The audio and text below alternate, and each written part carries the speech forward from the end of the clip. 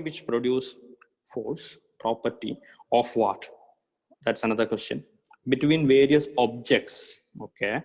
Intrinsic property that produce electrostatic force. That is all right, produce electrostatic force. A property of electrons and protons. Electrons and protons and matram property ano charge എന്ന് പറയുന്നത്. Electrons, were examples, electrons or protons അല്ലാതെ charged ആയിട്ടുള്ള particles. What about positron? Positron എന്ന് പറയുന്നത് പ്രോട്ടോണിന്റെ അതേ ചാർജും ഇലക്ട്രോണിന്റെ മാസും ഉള്ള ഇലക്ട്രോണിന്റെ ആന്റി പാർട്ടിക്കിൾ എന്നാണ് നമ്മൾ പറയാം. So positrons is a different particle, it has charge എന്ന് പറഞ്ഞാൽ ഇലക്ട്രോൺസിന്റെയോ പ്രോട്ടോൺസിന്റെയോ മാത്രം ഒരു പ്രോപ്പർട്ടി അല്ല ഇലക്ട്രിക് ചാർജ് എന്ന് പറയുന്നത്. Next answer is positive and negative from Aditya Lakshmi. Charges positive negative ഉണ്ട്. ദാറ്റ് ഡസ് മീൻ എന്താണ് ചാർജ് എന്നുള്ളതിന്റെ ആൻസർ ആവില്ല എന്താണ് പോസിറ്റീവ് നെഗറ്റീവ് എന്ന് പറയുന്നത്. So intrinsic property which produces electrostatic force. Okay, I got another answer. Elementary particle of matter. എന്ത് ചോദ്യത്തിന്റെ answer ആയി പറയുന്നത്? What is an electric charge? Elementary particles of matter. Elementary particles, matterന്റെ elementary particles എന്ന് പറയുന്നത് fundamental particles ആയിട്ട് നമുക്ക് ഇലക്ട്രോൺസിനെയും പ്രോട്ടോൺസിനെയും ഒക്കെ കാണാം. അതിന് ചാർജ് ഉണ്ട് എന്ന് വിചാരിച്ച് ചാർജ് ആണ് എലിമെന്ററി പാർട്ടിക്കിൾ എന്ന് പറയാൻ പറ്റില്ല. അതിന്റെ ഇടയിൽ ഒരു answer Sandra, it's a property of matter. മാറ്ററിന്റെ പ്രോപ്പർട്ടിയാണ് ചാർജ്. സോ ഒരുപാട് ഡിഫറെന്റ് ആൻസേഴ്സ് ഉണ്ട്. ഇതിൽ ഓൾമോസ്റ്റ് കറക്റ്റ് ആയിട്ടുള്ള നിങ്ങളെ പലരും അയച്ചതിൽ നിന്ന് രണ്ട് ആൻസേഴ്സ് കമ്പൈൻ ചെയ്ത് കഴിഞ്ഞാൽ you will get the answer. It's the property which produces electrostatic force. Intrinsic property that produces electrostatic force. And the intrinsic property of what is the intrinsic property of matter. Okay. So electric charge എന്ന് പറയുന്നത് it's an intrinsic property of matter. ഈ answers നിങ്ങൾ Vishnu Sara ക്ലാസ്സിൽ പഠിച്ചതാണോ അതല്ല സ്വന്തമായിട്ട് പറയുന്നതാണോ? ഏതായാലും കുഴപ്പമില്ല, സാധാരണ എനിക്ക് ഇങ്ങനത്തെ ആൻസേഴ്സ് കിട്ടാറില്ല. It's very good. So charge എന്ന് പറയുന്നത് പലരുടെയും മനസ്സിൽ ചാർജ് എന്ന് പറയുന്നത് കറണ്ട് ആണ്. അതായത് സാധാരണ ചോദിച്ചു കഴിഞ്ഞാൽ ആദ്യം വരുന്ന answer what is electric charge? It's A flow of electrons. Flow of electrons എന്ന് പറയുന്നത് ഇറ്റ്സ് ഇലക്ട്രിക് കറണ്ട്. ഇലക്ട്രോൺസിന്റെ ഫ്ലോ എന്ന അല്ലെങ്കിൽ ചാർജിന്റെ ഫ്ലോ ആണ് കറണ്ട്. ചാർജ് എന്ന് പറയുന്ന സാധനം ഡിഫറെന്റ് ആണ്. സോ അങ്ങനെ ഒരുപാട് മിസ്കൺസെപ്ഷൻസ് ഉണ്ടാവാറുണ്ട്. സോ അതിൽപ്പെട്ട ഒരു ചാർജിന്റെ പ്രോപ്പർ ഡെഫിനിഷൻ അല്ലെങ്കിൽ ചാർജ് എത്രത്തോളം എന്താണ് എന്നുള്ള കാര്യത്തിൽ പലർക്കും ഒരു കൃത്യമായ ഐഡിയ ഉണ്ടാവാറില്ല. സോ അതിനെ നിങ്ങൾ കമ്പയർ ചെയ്യേണ്ടത് ഫിസിക്കൽ വേൾഡ് എന്ന് പറയുന്ന ചാപ്റ്ററിൽ, ഫിസിക്കൽ വേൾഡ് എന്ന് പറഞ്ഞ ചാപ്റ്റർ കേട്ടിട്ടുണ്ടോ? ഫസ്റ്റ് ഇയറിലാണ് ഫസ്റ്റ് ചാപ്റ്റർ, അങ്ങനെ ഒരു ചാപ്റ്റർ ഉണ്ടായിരുന്നു. സോ ആ ചാപ്റ്ററിൽ നിങ്ങൾ 4 ഫണ്ടമെന്റൽ ഫോഴ്സസ് പഠിക്കുന്നുണ്ട്. 4 ഫണ്ടമെന്റൽ ഫോഴ്സസ് ഏതൊക്കെയാ? 4 fundamental forces.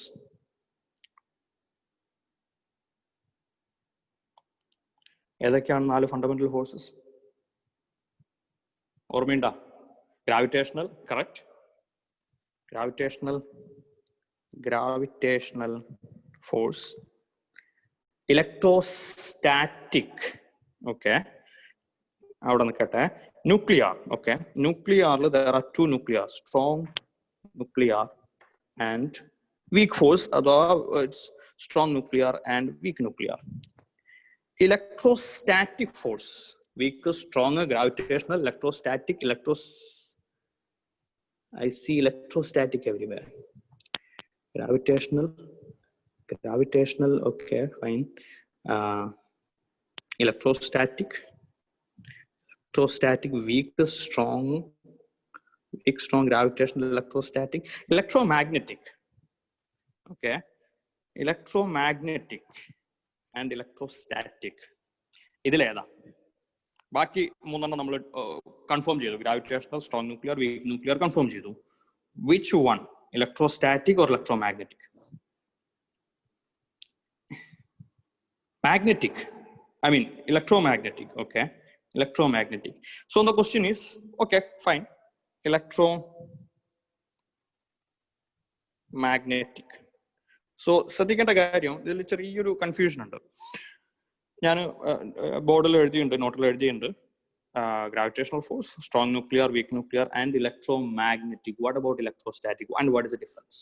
Electrostatic force and electromagnetic force തമ്മിലുള്ള ഡിഫറൻസ് എന്താണ്?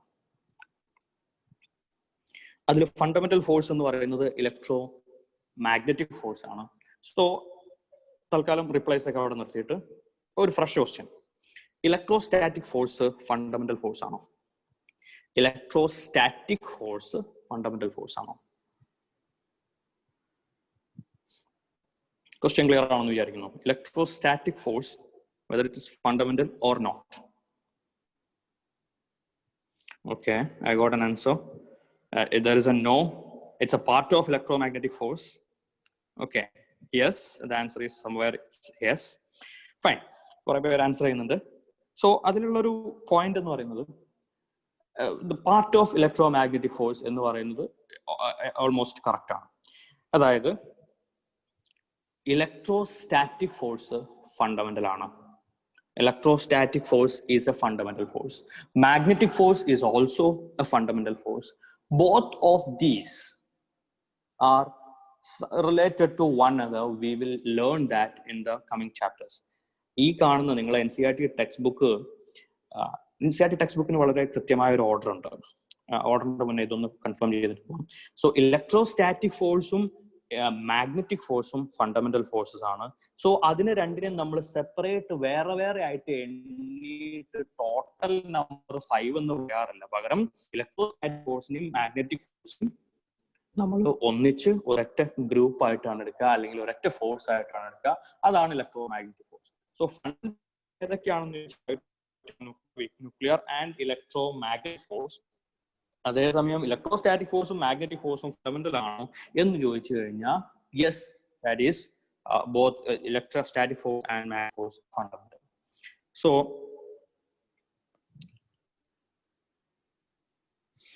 ഓക്കെ, രണ്ട് ആൻസർ വന്നല്ലോ. When the charge is at rest, electromagnetic is electrostatic force. ഓക്കെ, ചാർജ് റെസ്റ്റിലാണെങ്കിൽ ഇലക്ട്രോ മാഗ്നറ്റിക് എന്ന് പറയുന്നതിന് ഇലക്ട്രോസ്റ്റാറ്റിക് ഫോഴ്സ് ആയിട്ട് മാറും. ഓക്കെ, നമുക്ക് നോക്കാം.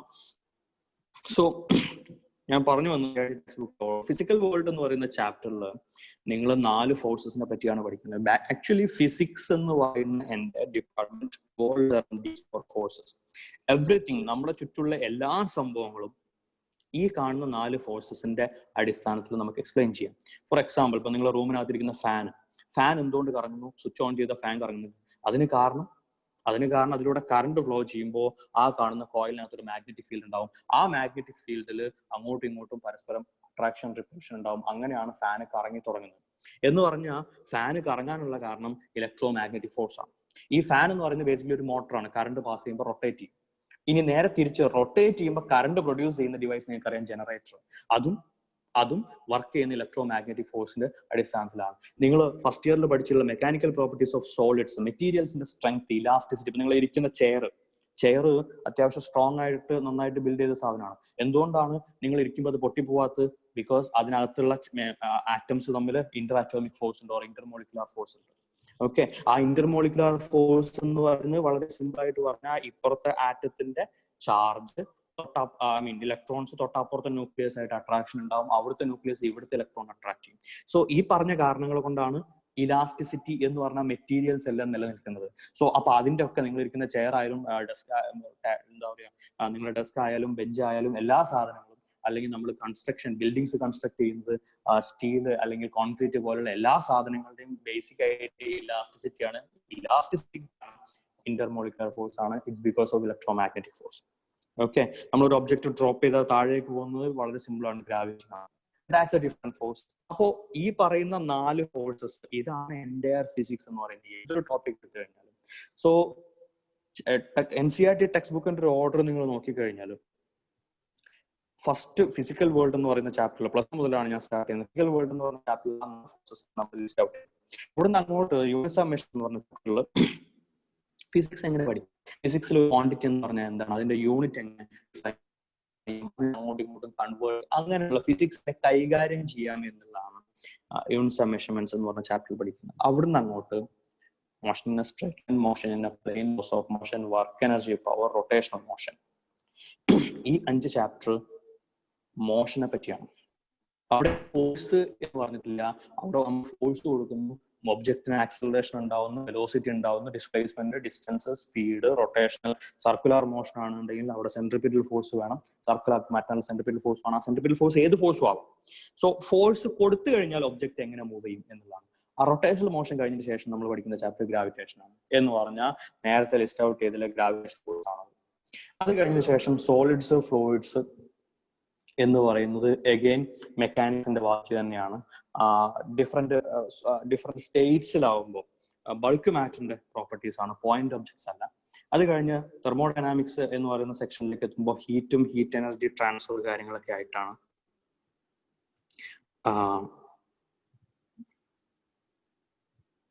ഓസിലേഷൻ ആൻഡ് വേവ്സ് എന്ന് പറയുന്ന ചാപ്റ്റർ അഗെയിൻ ഒബ്ജക്റ്റിന്റെ മൂവ്മെന്റ് പോലുള്ള സംഭവങ്ങളാണ്. ഇനി എന്ന് പറഞ്ഞാൽ ഫസ്റ്റ് ഇയർ മൊത്തം നിങ്ങൾ കവർ ചെയ്ത് കഴിഞ്ഞാൽ ഫോഴ്സിന്റെ എഫക്ട്സ്, ഹീറ്റ് അഥവാ എനർജിയുടെ എഫക്ട്സ്, ഇതാണ് പഠിക്കുന്നത്. കൂടാതെ ഒരേ ഒരു ഫോഴ്സ് അഥവാ ഗ്രാവിറ്റേഷണൽ ഫോഴ്സ് ആണ് നമ്മൾ ഡീറ്റെയിൽ ആയിട്ട് പഠിക്കുന്നത്. സോ ഫണ്ടമെന്റൽ ഫോഴ്സിൽ 4 ഗ്രാവിറ്റേഷണൽ ഫോഴ്സ് നമ്മൾ ഫസ്റ്റ് ഇയറിൽ പഠിച്ചു. ഗ്രാവിറ്റേഷണൽ ഫോഴ്സിനേക്കാളും കൂടുതൽ എക്സ്റ്റെൻസീവ് ആയിട്ട് എല്ലാ സ്ഥലങ്ങളിലും നിങ്ങൾക്ക് കാണാൻ പറ്റുന്ന ഫോഴ്സ് ആണ് ഇലക്ട്രോ മാഗ്നറ്റിക് ഫോഴ്സ്. എല്ലാ സ്ഥലത്തും ഗ്രാവിറ്റി എല്ലായിടത്തും നമുക്ക് എക്സ്പീരിയൻസ് ചെയ്യുന്ന പോലെ തന്നെ electromagnetic force almost all ഫണ്ടമെന്റൽസിലാണ്.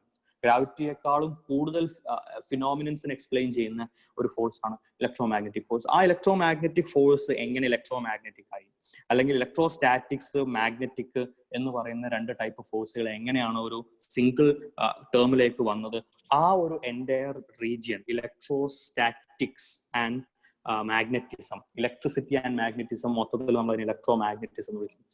NCERT second year text ബുക്കിൽ നിങ്ങൾ എടുത്തു കഴിഞ്ഞാൽ electric charge and field, potential and capacitance, current, electricity, moving charges and magnetism, magnetism and matter, electro magnetic induction, alternating current and EM waves, 8 chapter ആണ് അതുള്ളത്. ആ entire text ബുക്കിനെ നമ്മൾ വിളിക്കുന്ന പേരാണ് electro magnetism. Electro magnetic force എന്താണെന്നും അതെങ്ങനെയാണ് electro magnetic, നമ്മൾ start ചെയ്യാൻ പോകുന്ന ഇലക്ട്രോ സ്റ്റാറ്റിക്സ് ആണ്, പക്ഷേ ഫണ്ടമെന്റൽ ഫോഴ്സ് ആയിട്ട് നമ്മൾ ഇൻക്ലൂഡ് ചെയ്യുന്ന ഇലക്ട്രോ മാഗ്നറ്റിക് ഫോഴ്സ് ആണ്. സോ അത് എങ്ങനെ ഇലക്ട്രോ മാഗ്നറ്റിക് ആയി എന്നത് എക്സ്പ്ലെയിൻ ചെയ്യാൻ നമ്മൾ മൊത്തം എൻറ്റയർ കംപ്ലീറ്റ് ആയിട്ട്, പിന്നെ second electrics, wave optics, atoms, nuclei എന്ന് പറയുന്ന ചാപ്റ്റർ അവിടെ നമ്മൾ സ്ട്രോങ് ന്യൂക്ലിയർ ഫോഴ്സ് പഠിക്കും.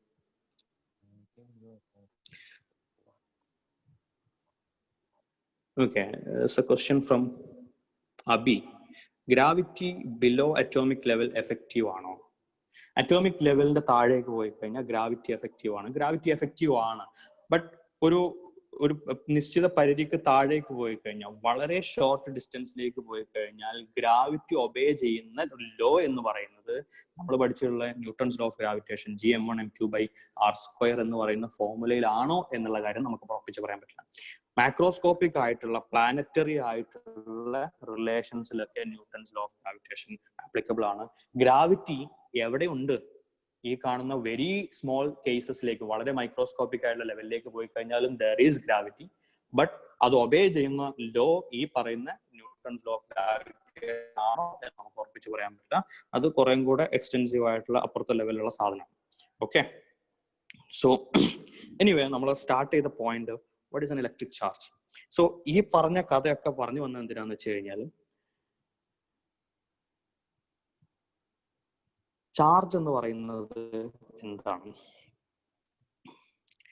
ചാർജ് പറയുന്നതിന്റെ മുന്നേ what is mass? Question for you. അതിന്റെ റിപ്ലൈ, അതിന്റെ ആൻസേഴ്സ്, നിങ്ങളുടെ answers. What is mass?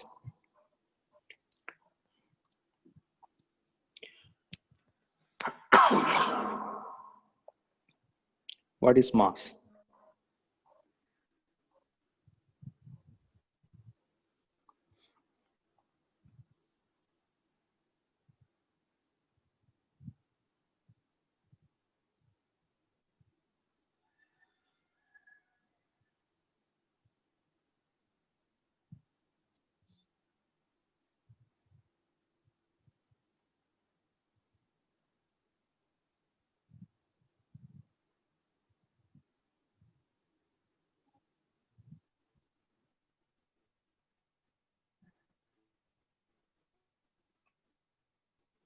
Okay, amount of matter present, quantity of matter. Arsenal answers on quantity, amount of matter present, eccentric property that produces gravitational force. Eccentric. What that means? Eccentric in the meaning anyway. Amount of matter contained in the body, amount of matter present in a body, quantity of substance contained in a body, quantity of matter, quantity of matter to obtain space. Okay. Question: what is mass? Mass എന്താണ് answer? എല്ലാത്തിലും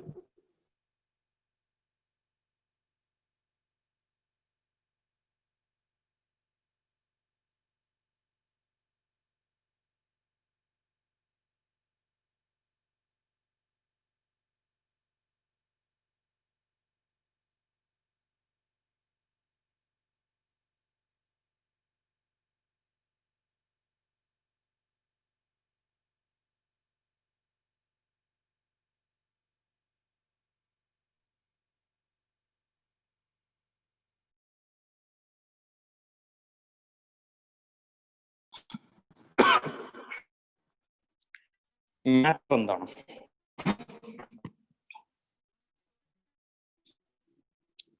Hello, sir. Hello. Hello. Mike. Okay fine. Sound ഒന്നും കേട്ടില്ലേ? Mike on അല്ലേ? Mike on. ഒരു minute, എനിക്ക് ഈ screen share ചെയ്ത സമയത്ത് പാർട്ടിസിപ്പൻസ് നോക്കണമെന്നുണ്ടെങ്കിൽ എന്ത് ചെയ്യാൻ പറ്റും? സ്ക്രീൻ ഒഴിവാക്കിയിട്ട് വേണ്ട നോക്കാൻ? ആപ്പിലേക്ക് തന്നെ പോണ്ടേ? ആപ്പിലേക്ക് പോകണമെന്നില്ല. സാറിന്റെ അടുത്ത് ഫോണുള്ളതല്ലേ, അതിൽ നോക്കാവുന്നുള്ളൂ. Okay fine fine. ഇനി അതെല്ലാം സ്ക്രീൻ ഷെയർ ചെയ്യുമ്പോൾ തന്നെ നമുക്ക് അടിയിലുണ്ട് ഓപ്ഷൻ വരേണ്ടതാണ്. ഓക്കെ. ഇൻ കേസ് ഫോണിൽ നോക്കിക്കോ.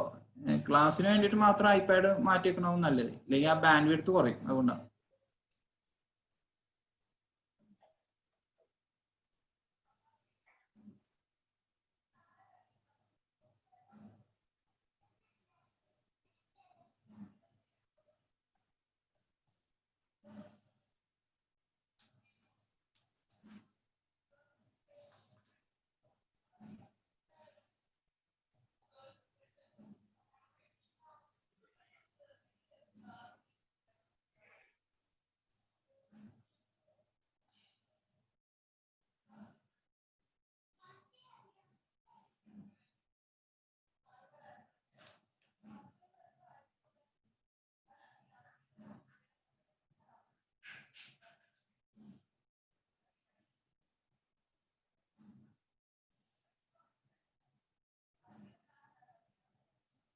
Hello sir,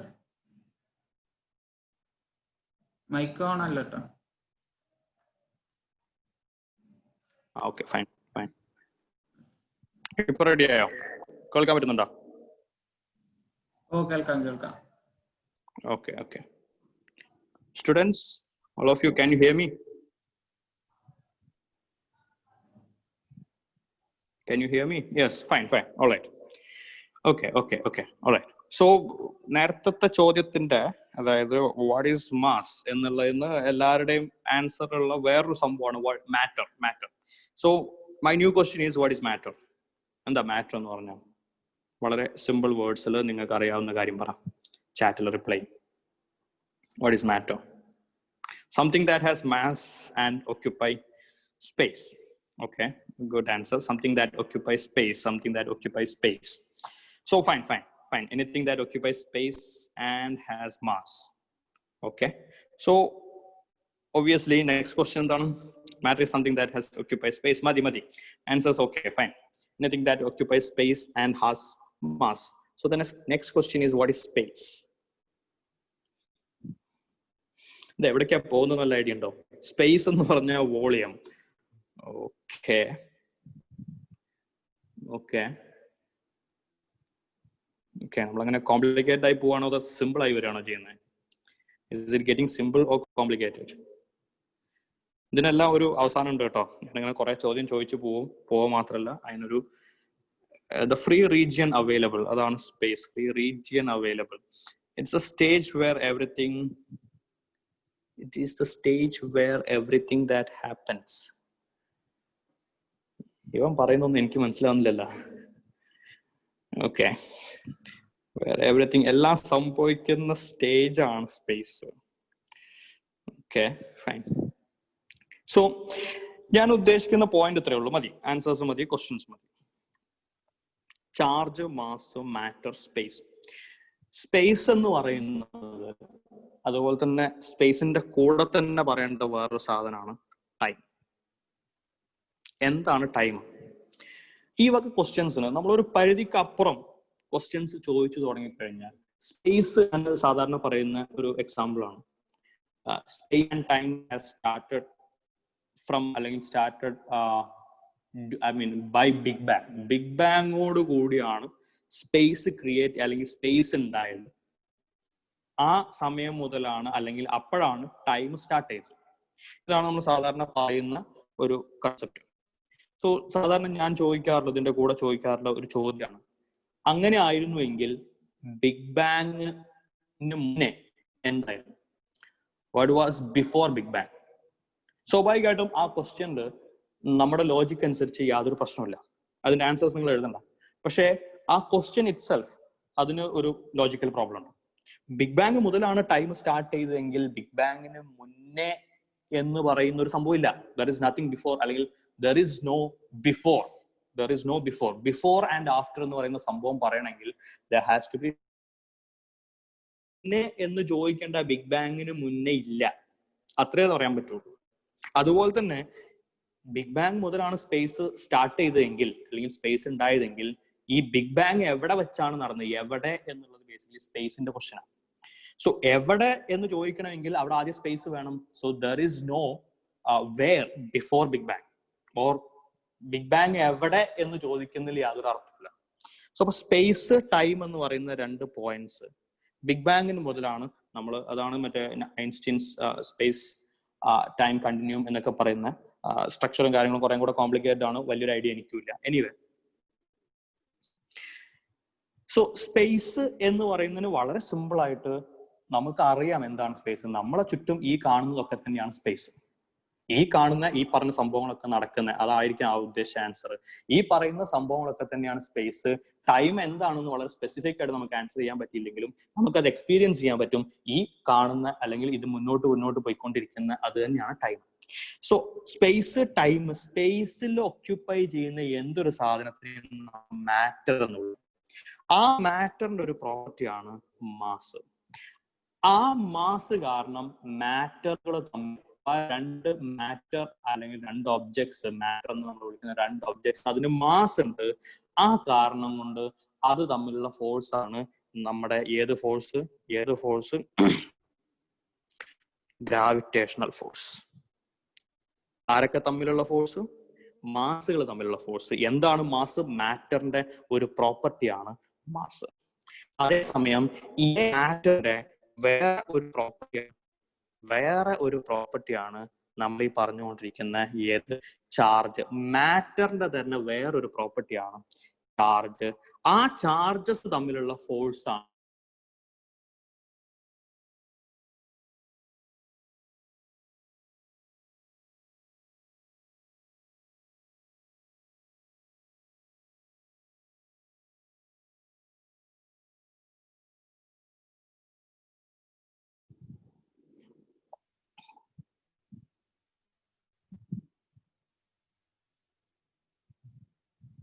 What happened? അത് സ്ക്രീൻ ഷെയറിങ് ഇടക്കിടക്ക് സ്റ്റോപ്പ് ആവുന്നുണ്ടോ? നെറ്റിന്റെ പ്രശ്നമുണ്ടോ? നെറ്റിന് പ്രശ്നമില്ലല്ലോ, അത്യാവശ്യം സ്പീഡ് വരുന്നുണ്ടല്ലോ. സ്ക്രീൻ ഷെയറിങ് സ്റ്റോപ്പ് ആവുന്നേ ഉള്ളൂ, വേറെ കുഴപ്പമൊന്നുമില്ല, വേറെ കണക്ടിവിറ്റി പ്രോബ്ലംസ് ഒന്നുമില്ല.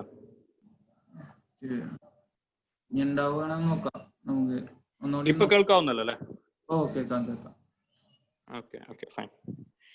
ഞാൻ ഏതെങ്കിലും ബട്ടൺ അറിയാതെ പ്രസ് ചെയ്യുന്നുണ്ടോന്ന് അറിയില്ല, നോക്കട്ടെ. So again students, yes fine.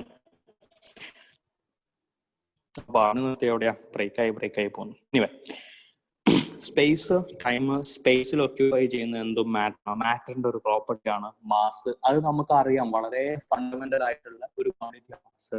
Similarly fundamental ആയിട്ടുള്ള മാറ്ററിന്റെ തന്നെ വേറെ ഒരു പ്രോപ്പർട്ടിയാണ് ചാർജ്. ആ ചാർജുകൾ തമ്മിലുള്ള ഫോഴ്സ് ആണ് the force between charges is electromagnetic force. So മാറ്ററിന്റെ രണ്ട് പ്രോപ്പർട്ടീസ് ഏതൊക്കെയാ? Charge and mass. മാസ് കാരണമുള്ള ഫോഴ്സ് ആണ് ഗ്രാവിറ്റേഷണൽ ഫോഴ്സ്, ചാർജ് കാരണമുള്ള ഫോഴ്സ് ആണ് electromagnetic force.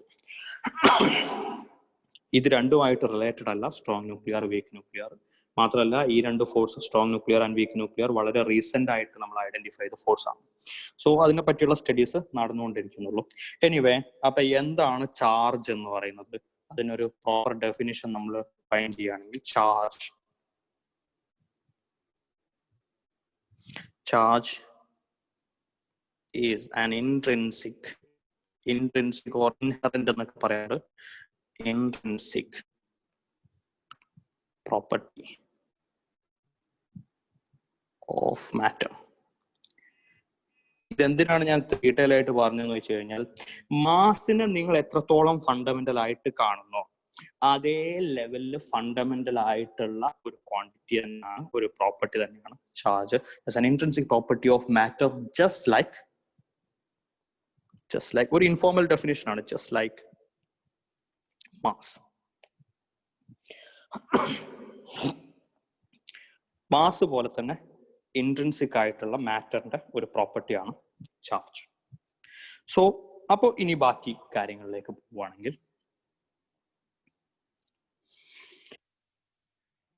Alright,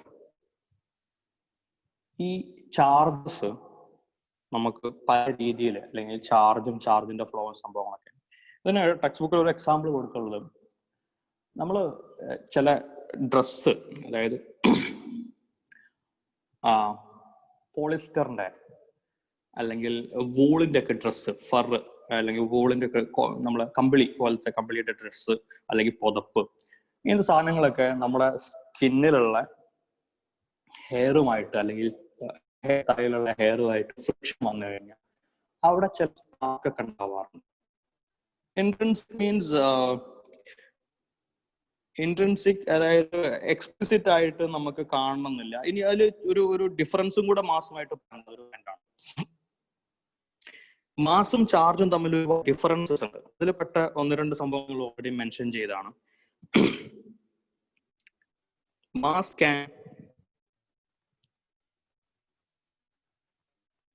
cannot be negative, but charge can be positive. So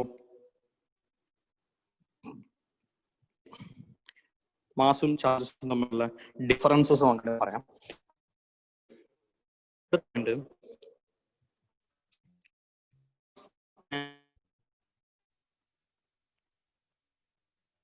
Exist without charge, but charge cannot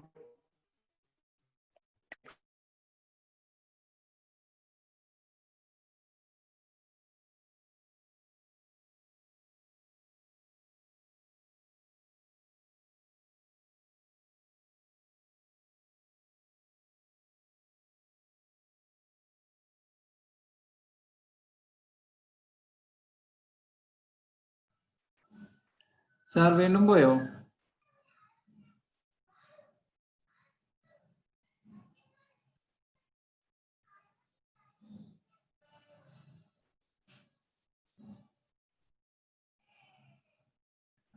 hello.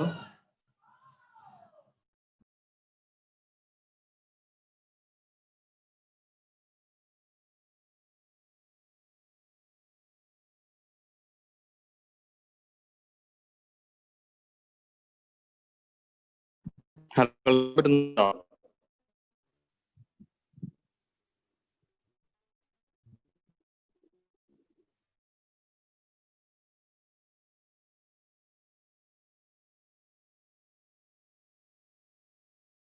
Hello sir. Hello sir, mike on ആണോ? Hello, കേൾക്കാൻ പറ്റുന്നുണ്ടോ? കേൾക്കാൻ പറ്റുന്നുണ്ട് sir. വീണ്ടും സ്ക്രീനോ ഇതായോ? വീണ്ടും screen break ആയി. സാർ ഒന്ന് ആ ഐപാഡ് മാത്രം ഒന്ന് ലീവ് ചെയ്തിട്ട് സാർ ഒന്നുകൂടി എൻ്റർ ചെയ്യാൻ പറ്റുമോ? ഐപാഡ് ലീവ് ചെയ്തിട്ട് എൻ്റർ ചെയ്യാം. ജസ്റ്റ് ഒന്ന് ലീവ് ചെയ്തിട്ട് എൻ്റർ ചെയ്യും. എന്താ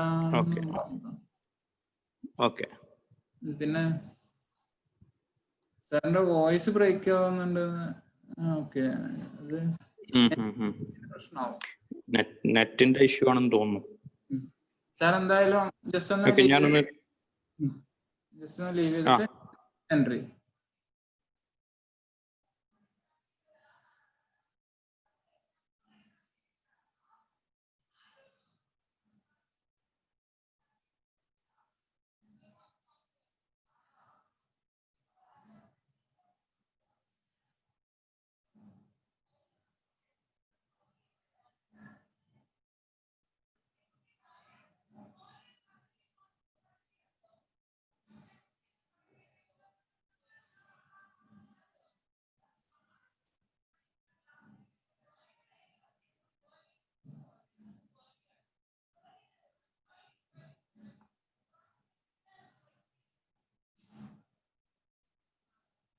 Sir, 1 minute.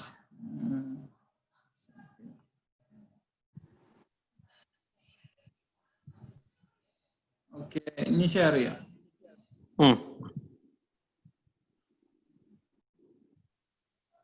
Okay.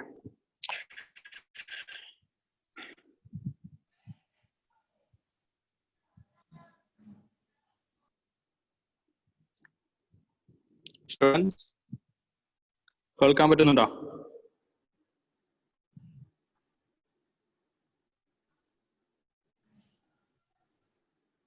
Yes, fine.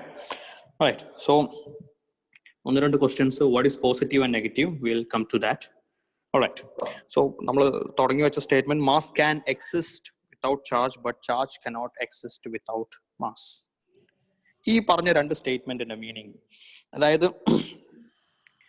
Charges basically positive negative എന്നുള്ളത് അവിടെ നിൽക്കട്ടെ. There are two types of charges. ആ 2 types of ചാർജസ് ആഡ് ചെയ്ത് കഴിഞ്ഞാൽ അതിന്റെ എഫക്റ്റ് 0 അല്ലെങ്കിൽ എഫക്റ്റ് ഇല്ലാതാവുന്നുണ്ട്. അതുകൊണ്ട് നമ്മൾ ഒന്നിനെ പോസിറ്റീവ് എന്നും മറ്റൊന്നിനെ നെഗറ്റീവ് എന്നും വിളിച്ചു. അതിൽ ഏത് പോസിറ്റീവ് ഏത് നെഗറ്റീവ് എന്നുള്ളത് നമ്മൾ ഓൾറെഡി ചൂസ് ചെയ്ത് വെച്ചിട്ടുള്ള കണ്ടൻസ് മാത്രമാണ്. അതിലേക്ക് നമുക്ക് വരാം. അതിന് മുന്നേ പോയിന്റ്, മാസിൽ ഇല്ല. There are no 2 types of masses. Mass, it's either there or not. It's either there means positive mass. If it is not there means zero mass. So mass cannot be negative. Mass positive.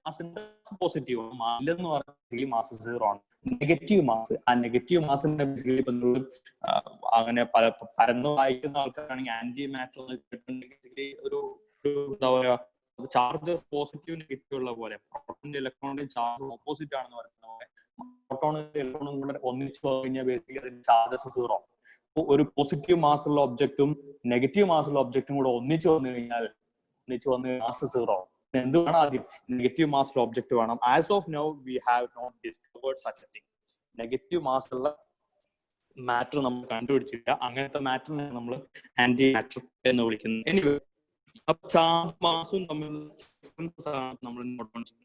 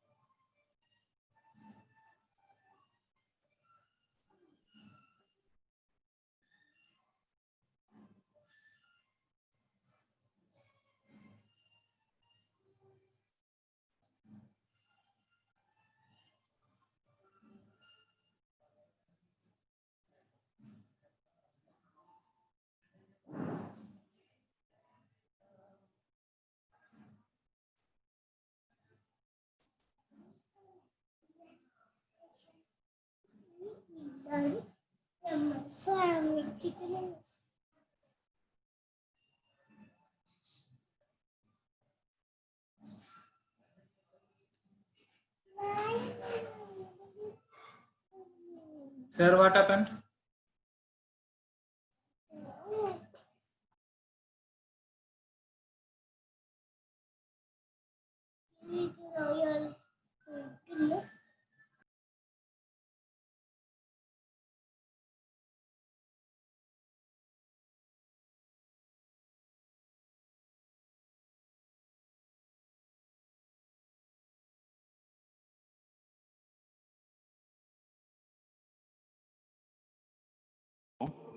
Zaid? Yes, sir. Yes, sir. പറയൂ. ഞാൻ ഒരു 2 minutes ഒന്ന് position മാറി നോക്കട്ടെ. Okay okay okay fine fine fine. Okay. Broadband അല്ലേ use ചെയ്യുന്നത്? അതോ mobile net? അല്ലല്ല, ബ്രോഡ്ബാൻഡ് അല്ല. ബ്രോഡ്ബാൻഡ് റെഡി ആയിട്ടില്ല. ഓ ശരി ശരി. സർ സെറ്റ് ചെയ്യാം. ഒരു മിനിറ്റ് നോക്കട്ടെ. Sorry for the inconvenience. നമുക്ക് സെറ്റ് ചെയ്യാം.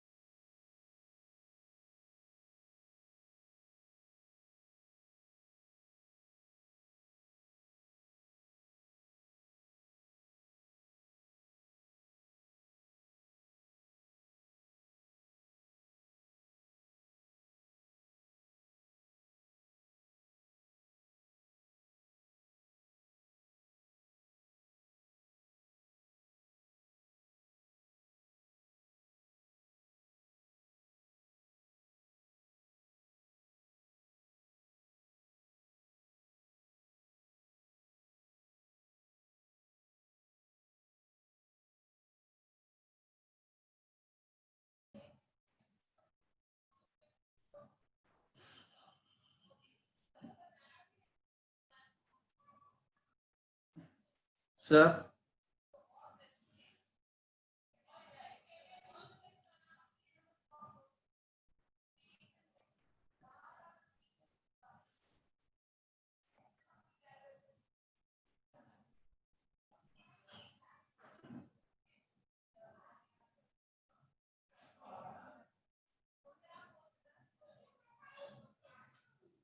Hello, sir.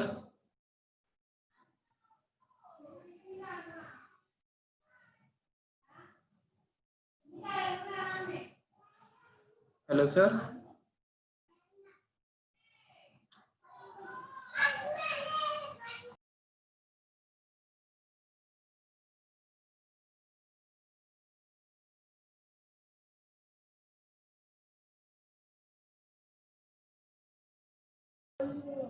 Hello, sir.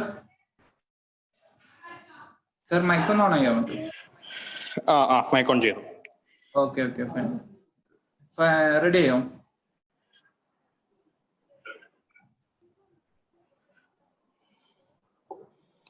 Second.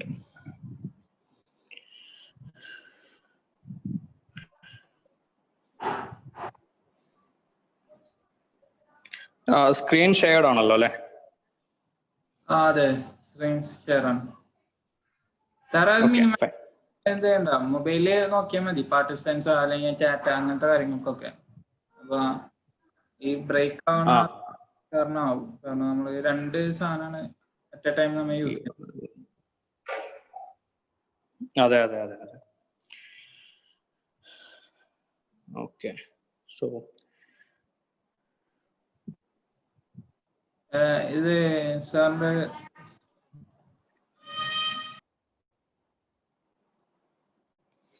ഇപ്പൊ ക്ലാരിറ്റി ഉണ്ടോ?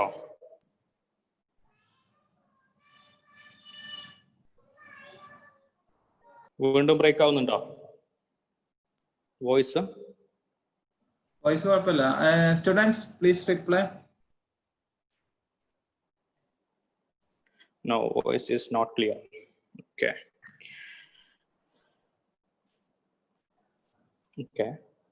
ഇപ്പൊ ക്ലിയർ ആണോ സ്റ്റുഡൻസ്? ഓക്കെ, ഇപ്പൊ കുഴപ്പമില്ല. ഓക്കെ, നമുക്ക് കണ്ടിന്യൂ ചെയ്യാം. ഓക്കെ, ഇന്റർനെറ്റ് കണക്ടിവിറ്റിയുടെ പ്രശ്നമാണ്. Alright, so നമുക്ക് back two class.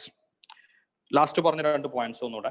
Mass cannot be negative. Mass negative ആവാൻ പാടില്ല. നമ്മൾ ഓൾറെഡി എക്സ്പ്ലെയിൻ ചെയ്തു. മാസ് നെഗറ്റീവ് ആവാൻ പാടില്ല means as of now we don't know masses that are negative. നമ്മുടെ കയ്യിൽ ഇപ്പോൾ mass it's either present or 0 absent.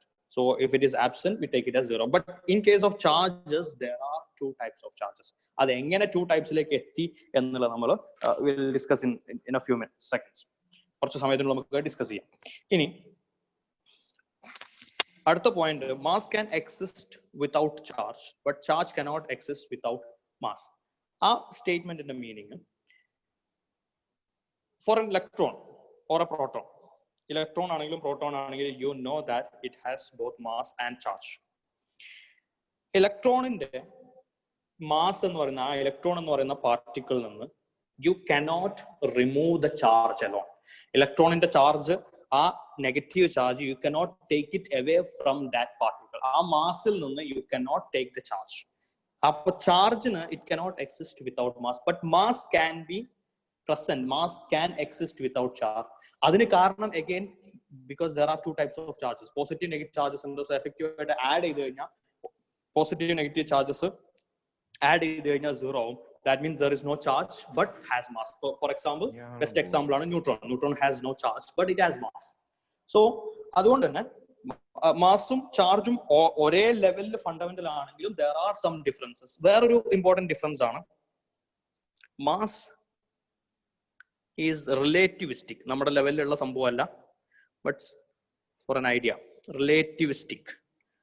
Mass relativistic ആണ്. റിലേറ്റിവിസ്റ്റിക് മീൻസ് ഐൻസ്റ്റീൻ റിലേറ്റിവിറ്റിന്റെ ഇക്വേഷൻസ് നമ്മൾ പറയുന്ന ഒരു ഇക്വേഷൻ ആണ്, mass m is equal to m0 divided by square root of 1 minus v square by c square. അതായത് ഒരു പാർട്ടിക്കിൾ അല്ലെങ്കിൽ ഒരു മാസ് വെരി ഹൈ സ്പീഡിൽ ട്രാവൽ ചെയ്യുമ്പോൾ അതിന്റെ മാസിന് ചേഞ്ച് വരും. അതായത് ലൈറ്റിന്റെ വെലോസിറ്റി സിയുടെ അടുത്ത് ഉള്ള വെലോസിറ്റിയിൽ ട്രാവൽ ചെയ്യുകയാണെങ്കിൽ അതിന്റെ മാസിന് ചേഞ്ച് വരും. But if an electron is moving very very very fast, it mass only its mass changes relative to the speed. The charge is not relativistic. Charge is not. Very high സ്പീഡിൽ travel ചെയ്യുന്നു എന്ന് വിചാരിച്ച് charge എന്ത് ചെയ്യില്ല, change ചെയ്യില്ല. Okay, so ഇങ്ങനെയുള്ള differences മാസും ചാർജസും തമ്മിലുണ്ട്. Anyway, so എന്താണ് charge? It's an inherent property.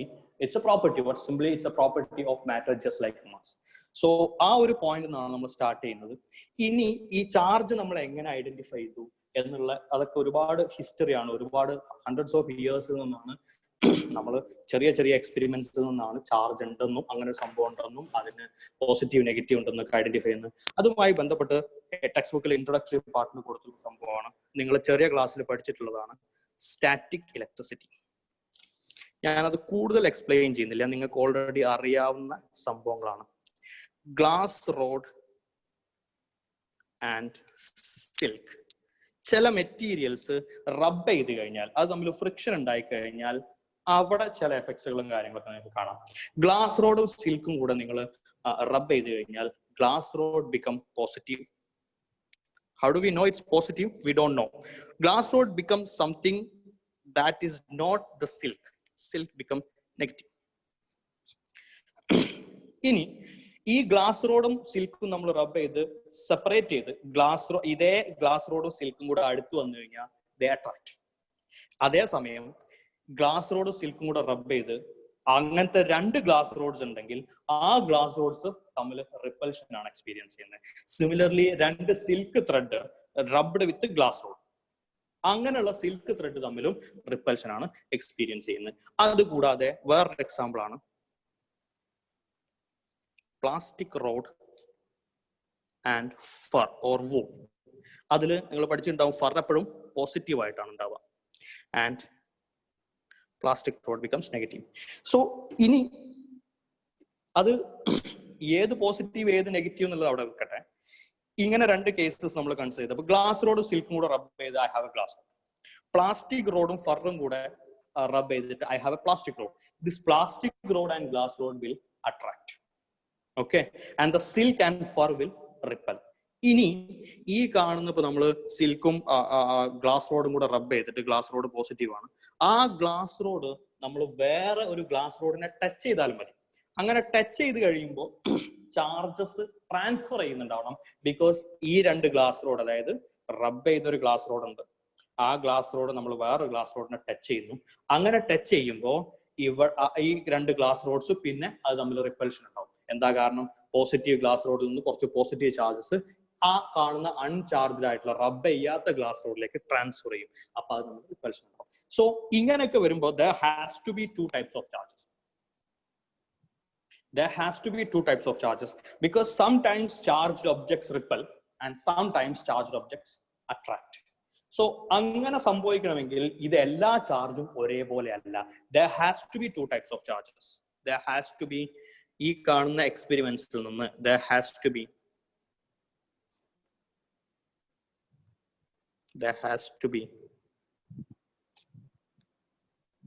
two types of charges. There has to be two types of charges. ആ രണ്ട് ടൈപ്പിന്റെ പ്രത്യേകത എന്താണ്?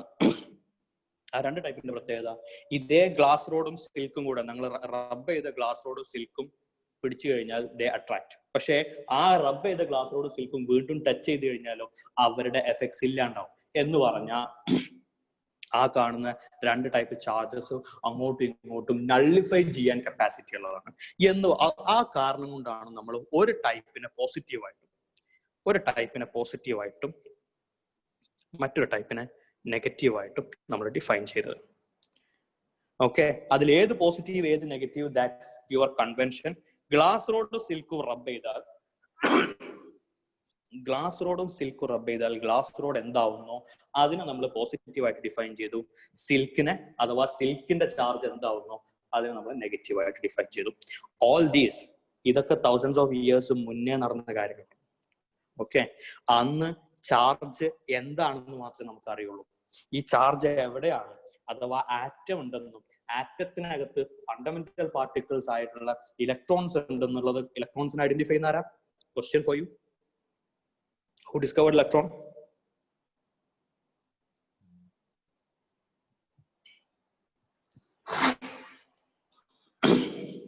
I hope you can hear me. പിള്ളേരെ കേൾക്കാൻ പറ്റുന്നുണ്ടോടാ?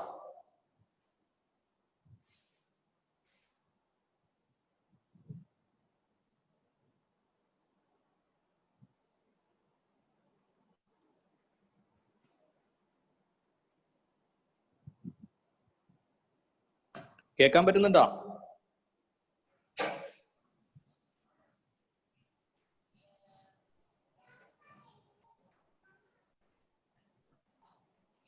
റിപ്ലൈ ഒന്നും കാണുന്നില്ലല്ലോ. ഓ, റിപ്ലൈ വരുന്നുണ്ടല്ലേ. Okay, fine. എന്റെ ചാറ്റ് സ്റ്റക്ക് ആയിരുന്നു. Fine. Okay, so J.J. Thomson ആണ് ഐഡന്റിഫൈ ചെയ്യുന്നത്. ഏതാ ഇയർ എന്നുള്ള ഐഡിയ ഉണ്ടോ? Year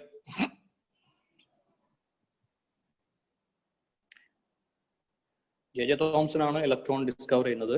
year 1897. Okay, I'm going to take your word for it. 1960? No, definitely not 1960. It's 1800s. I don't know the exact year. Anyway, ഞാൻ പറയാൻ ഉദ്ദേശിക്കുന്ന point, I think Shinas sir current ഇലക്ട്രിസിറ്റിയിൽ Ohm's law എടുത്തോ? Ohm's law, current ഇലക്ട്രിസിറ്റിയിൽ Ohm's law എത്തിയോ? Yes or no? Yes. Okay, so Ohm's law year ഏതാണ്?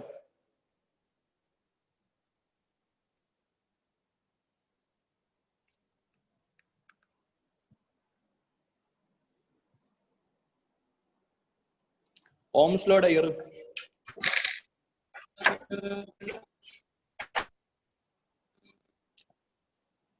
Ohm's law അറിയില്ല, എനിക്കും അറിയില്ല കേട്ടോ, കൃത്യം ഡേറ്റ് എനിക്ക് അറിയില്ല. Fida Fathima says 1827, 1828. All right, it's in 1820s. So നിങ്ങളൊന്ന് ആലോചിച്ച് നോക്കിയേ, ഓംസ് ലോ എന്ന് പറയുന്നത് കറന്റ് ഇലക്ട്രിസിറ്റിയിലെ വളരെ ഇമ്പോർട്ടന്റ് ആയിട്ടുള്ള ലോ ആണ്. കറണ്ട് എന്താണെന്നൊക്കെ നമുക്കറിയാം. പക്ഷെ കറണ്ട് കണ്ടുപിടിച്ച് ഒരുപാട് വർഷങ്ങൾ കഴിഞ്ഞതിന് ശേഷമാണ്, അല്ലെങ്കിൽ കറണ്ടിലുള്ള ഇമ്പോർട്ടന്റ് ആയിട്ടുള്ള ഓംസ് ലോ, കിർച്ചോഫ് റൂൾ ഒക്കെ ഡിഫൈൻ ചെയ്തതിന് ഒരുപാട് ശേഷമാണ് ആക്ച്വലി ഇലക്ട്രോൺ എന്ന് പറയുന്ന പാർട്ടിക്കിളിനെ ഐഡന്റിഫൈ ചെയ്യുന്നത്. അപ്പൊ നമുക്ക് അറിയില്ല ആക്ച്വലി എന്ത് ഇലക്ട്രോൺസ് ആണ് ഫ്ലോ ചെയ്യുന്നത്. Charge is flowing. ആ കാരണം കൊണ്ടാണ് പോസിറ്റീവ് ചാർജിന്റെ ഫ്ലോ നമ്മൾ കറണ്ടിന്റെ ഡയറക്ഷൻ ആയിട്ട് എടുക്കുന്നത്. Even though actually the current that's flowing, the charges that's flowing is electrons ആണ് ആക്ച്വലി അവിടെ ഫ്ലോ ചെയ്യുന്നത്. എന്നിട്ടും പോസിറ്റീവ് ചാർജിന്റെ ഫ്ലോ ഡയറക്ഷൻ ആണ് നമ്മൾ കറണ്ടിന്റെ ഡയറക്ഷൻ ആയിട്ട്. കാരണം ഈ ഇലക്ട്രോൺ ആണ് ഫ്ലോ ചെയ്യുന്നതെന്ന് നമുക്ക് അറിയണ്ടായിരുന്നില്ല. അതിനു മുന്നേ നമ്മൾ കറണ്ട് ഐഡന്റിഫൈ ചെയ്യുന്നുണ്ട്, കറണ്ടിന്റെ ബാക്കി പ്രോപ്പർട്ടീസ് ചെക്ക് ചെയ്തിട്ടുണ്ട്. എന്ന് പറഞ്ഞാൽ റൈറ്റ് സൈഡിലേക്ക് പോസിറ്റീവ് ചാർജസ് ഫ്ലോ ചെയ്യുന്നതും ലെഫ്റ്റ് സൈഡിലേക്ക് നെഗറ്റീവ് ചാർജസ് ഫ്ലോ ചെയ്യുന്നതും നമ്മളെ സംബന്ധിച്ചിടത്തോളം എക്സ്റ്റേണൽ ആയിട്ട് നമുക്ക് ഒരുപോലെ തന്നെയാണ്. അതായത് ഇപ്പൊ മാത്സിലുള്ള ഐഡിയ നോക്കുകയാണെങ്കിൽ 5i എന്ന് പറയുന്നതും -5 -i എന്ന് പറയുന്നതും ഒന്നാണ്. ഇത് രണ്ടും സെയിമാ. എന്ന് പറഞ്ഞാൽ 5 യൂണിറ്റ് ചാർജ് i ഡയറക്ഷനിൽ പോകുന്നു എന്ന് പറയുന്നതും -5 യൂണിറ്റ് ചാർജ് നെഗറ്റീവ് i ഡയറക്ഷനിൽ പോകുന്നു എന്ന് പറയുന്നത് ഒരുപോലെയാണ്. നമുക്ക് അറിയണ്ടായിരുന്നില്ല ആക്ച്വലി ഈ -5 ആണ് ഫ്ലോ ചെയ്യുന്നത്. നമ്മൾ എന്ത് അസ്യൂം ചെയ്തു? നമ്മൾ അസ്യൂം ചെയ്തു റൈറ്റ് സൈഡിലേക്ക് +5 ഫ്ലോ ചെയ്യുന്ന പോലെ നമ്മൾ അസ്യൂം ചെയ്തു. സോ അങ്ങനെ അസ്യൂം ചെയ്തിട്ടാണ് ഓംസ് ലോ, കിർച്ചോഫ് റൂൾസ് ഒക്കെ ഉണ്ടാക്കിയത്. അതിനുശേഷം J.J. തോംസൺ ഒരുപാട് വർഷങ്ങൾക്ക് ശേഷം ഇലക്ട്രോൺസിനെ ഐഡന്റിഫൈ ചെയ്തു. ഇലക്ട്രോൺസ് ആണ് ആറ്റത്തിനകത്ത് ആക്ച്വലി മൂവ് ചെയ്യാൻ പറ്റുന്ന ഒരേ ഒരു പാർട്ടിക്കിൾ എന്ന് അതിനുശേഷം റൂദർഫോർഡിന്റെ മോഡലൊക്കെ നിങ്ങൾ പഠിച്ചിട്ടുണ്ട്. സോ ന്യൂക്ലിയസിനകത്താണ് പോസിറ്റീവ് ഉള്ളത്, അതിന് മൂവ് ചെയ്യാൻ പറ്റില്ല. മൂവ് ചെയ്യുന്നത് ആരാണ്? ഇലക്ട്രോൺസ് ആണ്. സോ അപ്പൊ നമ്മൾ എന്ത് ചെയ്തു? നമ്മൾ ഡിഫൈൻ ചെയ്തു, ഓക്കെ ഫൈൻ, ഇലക്ട്രോൺസ് ആയിക്കോട്ടെ, ആക്ച്വലി മൂവ് ചെയ്യുന്ന ഇലക്ട്രോൺസ് ആയിക്കോട്ടെ, നമ്മൾ ഇത്രയും ലോസും കാര്യങ്ങളൊക്കെ ഓൾറെഡി പോസിറ്റീവ് ചാർജ് ഫ്ലോ ചെയ്യുന്ന പോലെയാണ് ഉണ്ടാക്കിയത്. അതുകൊണ്ട് കൺവെൻഷനലി നമ്മൾ അത് അങ്ങനെ തന്നെ നിർത്തി. എന്ത്? പോസിറ്റീവ് ചാർജിന്റെ ഫ്ലോ ആണ് കറണ്ടിന്റെ ഡയറക്ഷൻ. സിമിലർലി ഈ കാണുന്ന പോസിറ്റീവ് ഏത് നെഗറ്റീവ് ഏത് എന്നുള്ളതിന് പ്രത്യേകിച്ച് ഐഡിയ ഒന്നുമില്ല.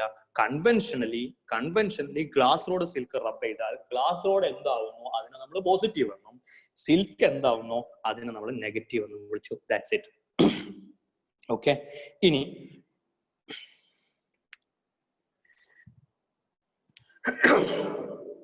സിൽക്കുമായിട്ട് റബ്ബ് ചെയ്യുന്നതിന് മുന്നേ ഗ്ലാസ് റോഡ് ചാർജിനാണോ അല്ലേ? Question for you. You have a glass rod and silk. Before rubbing, whether the glass rod is charged or not. Neutral. Someone says, Asif says neutral. It means, what is neutral then? Neutral. Glass rod has charge. Glass rod has, someone says glass rod has charge. Not neutral. Equal positive and negative. Neutral. Equal number of positive, I think, equal positive and negative charge. Okay, good. Equal charges, net charge is 0, equal positive and negative. Fine. So, ഒരു glass rod എടുത്തു കഴിഞ്ഞാൽ as of now നമ്മൾ silk ആയിട്ട് റബ്ബൊന്നും ചെയ്തിട്ടില്ലെങ്കിൽ usually ആ glass റോഡിനകത്ത് പ്രോട്ടോൺസും protons electrons ഉണ്ടാവും. പ്രോട്ടോൺസിന്റെ charge ഇലക്ട്രോൺസിന്റെ ചാർജും opposite types of charges ആണ്. So that means they are neutral. So then അങ്ങനെയാണെങ്കിൽ സിൽക്കുമായിട്ട് റബ്ബ് ചെയ്യുമ്പോൾ ഇറ്റ് ഗെറ്റ്സ് ചാർജ്ഡ് ഓർ നമ്മൾ അതിനെ വിളിക്കുന്ന വേറൊരു പേരാണ് ഇലക്ട്രിഫൈഡ്.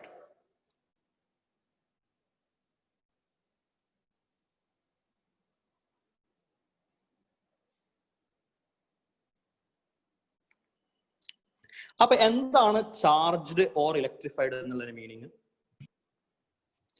ഒരു ഗ്ലാസ് റോഡ് ചാർജ്ഡ് ആണ് അല്ലെങ്കിൽ ഇലക്ട്രിഫൈഡ് ആണ് എന്ന് പറയുന്നതിന്റെ മീനിങ് എന്താണ്? ഒരു ഗ്ലാസ് റോഡ് ന്യൂട്രൽ നിന്ന് ചാർജ്ഡ് ആവും എപ്പോ? റബ്ബ് ചെയ്യുമ്പോൾ. സിൽക്കുമായിട്ട് റബ്ബ് ചെയ്യുമ്പോൾ ഗ്ലാസ് റോഡ് ചാർജ്ഡ് ആവും ഓർ ഇലക്ട്രിഫൈഡ് ആവും. What does that mean? Before when it was neutral it has equal number of yes, somewhere someone says Aditya Lakshmi says electrons are transferred or gained. Transfer of electron, and the person says transfer of electron, correct. Charge of electrified നമ്മൾ പറഞ്ഞുകൊണ്ടിരിക്കുന്നത്, അപ്പൊ നിങ്ങൾ പറഞ്ഞ മക്കളെ, നിങ്ങൾ പറഞ്ഞ answer കുഴപ്പമില്ല, electron transfer നടക്കുന്നു എന്നുള്ളത് ഫ്രിക്ഷൻ റബ്ബിന്റെ സമയത്താണ്. ആ റബ്ബ് ചെയ്ത് കഴിഞ്ഞതിന് ശേഷം നമ്മൾ അതിനെ സെപ്പറേറ്റ് ചെയ്തു. And the glass rod is charged mean what does that mean? A transfer of electron has taken place or a transfer of charge has taken place. അതുകൊണ്ട് electron move to high energy level. Don't bring energy level here.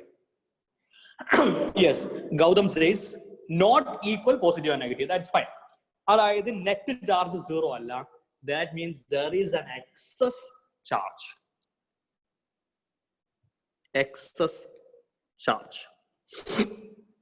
Usually neutral എന്ന് പറഞ്ഞാൽ it's equal positive and negative. That means net charge is 0. Charged or electrified, accumulation of charges, loss of electron, all those are fine.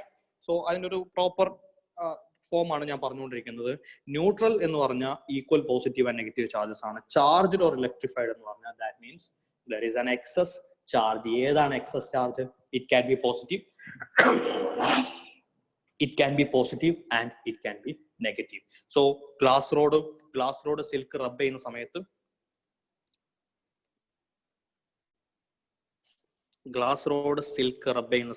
glass rod become positive and silk become negative. That means there is an excess positive charge in the glass rod and an excess negative charge in silk.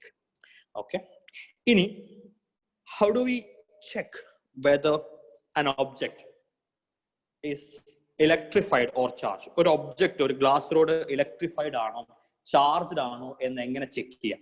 അതിന് use ചെയ്യുന്ന വളരെ simple ആയിട്ടുള്ള ഒരു device ആണ് gold foil electroscope. നിങ്ങൾ മുന്നേ കേട്ടിട്ടുണ്ടെന്ന് വിചാരിക്കുന്നു. Gold foil electroscope, simply electroscope. വളരെ സിമ്പിൾ ആയിട്ടുള്ള ഒരു ഡിസൈൻ ആണ്. ഒരു ഡയഗ്രാം മാത്രമാണ് ഞാനിവിടെ വരക്കുന്നത്.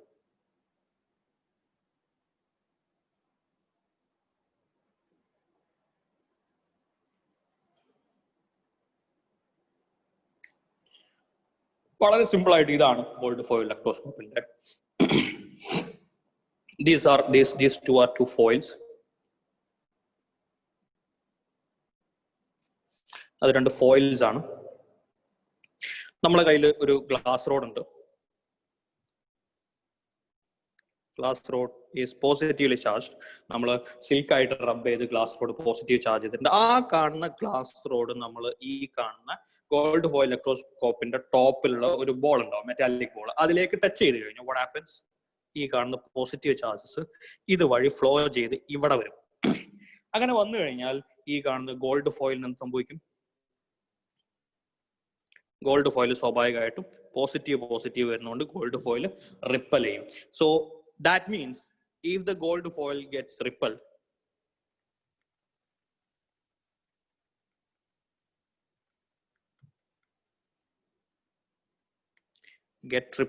അതിന്റെ അർത്ഥം എന്താ? അങ്ങനെ റിപ്പൽ ചെയ്യണമെന്നുണ്ടെങ്കിൽ ആ ഗോൾഡ് ഫോയിൽ ചാർജ് വന്നിട്ടുണ്ടായിരിക്കണം. That means glass rod is charged. Glass rod charged ആണ് എന്നർത്ഥം. So glass rod correct. Glass rod charged ആണോ അല്ലേ എന്നുള്ളത് നമുക്ക് എങ്ങനെ മനസ്സിലാക്കാം? അത് റിപ്പൽ ചെയ്യുമ്പോൾ മനസ്സിലാക്കാം. ഇനി ഇതേ സംഭവം നമ്മൾ ഗ്ലാസ് റോഡും സിൽക്കും കൂടെ റബ്ബ് ചെയ്തിട്ടുണ്ട്. ഗ്ലാസ് റോഡ് ടച്ച് ചെയ്യുമ്പോൾ ഗ്ലാസ് റോഡ് പോസിറ്റീവ് ആണ്, ഗോൾഡ് ഫോയിൽ റിപ്പൽ ചെയ്യും. അതേസമയം ഈ സിൽക്ക് ത്രെഡ് ആണ് ടച്ച് ചെയ്യുന്നെങ്കിലോ, instead of glass rod, question for you, instead of glass rod, if we touch the ball of the electroscope with the silk thread, what happens to the gold foil? Do they repel or attract?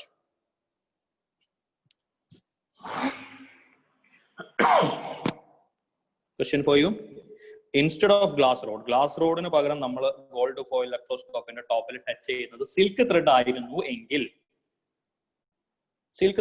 ആയിരുന്നു എങ്കിൽ ആ കാണുന്ന gold foils, താഴെയുള്ള gold foils ripple ചെയ്യോ attract ചെയ്യും? Again, the answer is correct. Repel ചെയ്യും. എല്ലാവരും പറയുന്ന ആൻസർ അത് തന്നെയാണ്, റിപ്പൽ ചെയ്യും. Again, it doesn't matter whether it's positive charge or negative charge. Positive charge ആയാലും നെഗറ്റീവ് ചാർജ് ആയാലും നമ്മൾ കൊടുക്കുന്ന ചാർജ്ഡ് ആയ ഒബ്ജക്ട് അവിടെ ടച്ച് ചെയ്യുമ്പോൾ കൊടുക്കുന്ന ചാർജ് താഴേക്ക് ഇറങ്ങി വന്ന് ഗോൾഡ് ഫോയിൽ അങ്ങ് ഡിസ്ട്രിബ്യൂട്ട് ചെയ്യും. എന്ന് പറഞ്ഞാൽ ഇവിടെ പോസിറ്റീവ് റിപ്പൽ ചെയ്താൽ ഗ്ലാസ് റോഡിന് പകരം സിൽക്ക് ത്രെഡ് ആണ് യൂസ് ചെയ്യുന്നെങ്കിൽ the gold foil gets repelled due to negative charges. Negative, that's also, they also gets repelled. So അത് ചാർജസിന്റെ പ്രോപ്പർട്ടി ആണ്. നമുക്ക് കൂടുതലായിട്ട് ഐഡന്റിഫൈ ചെയ്യാനുള്ള അല്ലെങ്കിൽ എക്സ്പ്ലെയിൻ ചെയ്യാനുള്ള ഒരു പോയിന്റ് ആണ്. ലൈക്ക് ചാർജസ് നിങ്ങൾക്ക് ഓൾറെഡി അറിയാവുന്നതാണ്. Like charges ripple and unlike charges attract.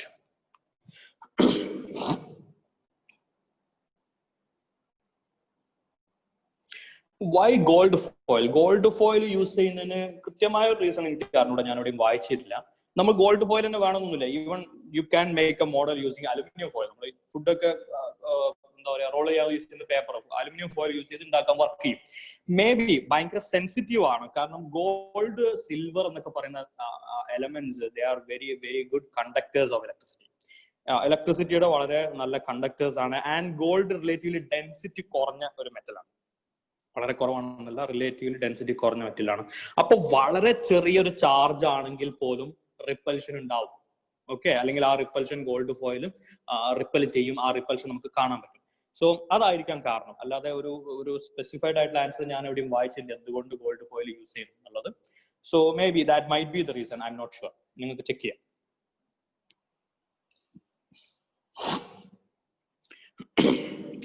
Alright, so moving on. അടുത്തത്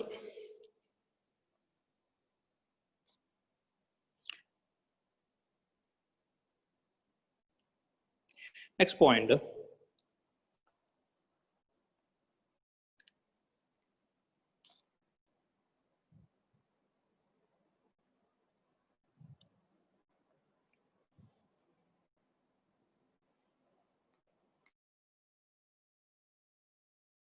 conductors and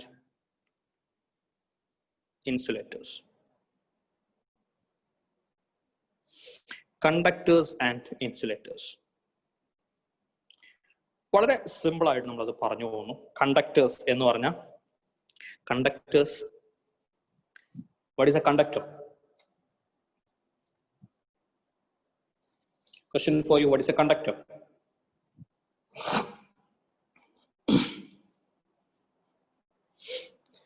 What is a conductor? Which conduct? Simply what conducts electricity. So the question is, what is electricity?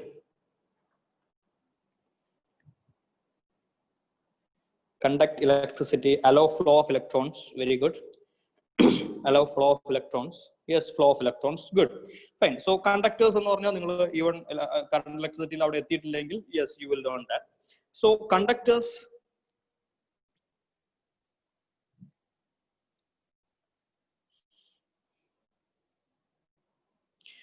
allow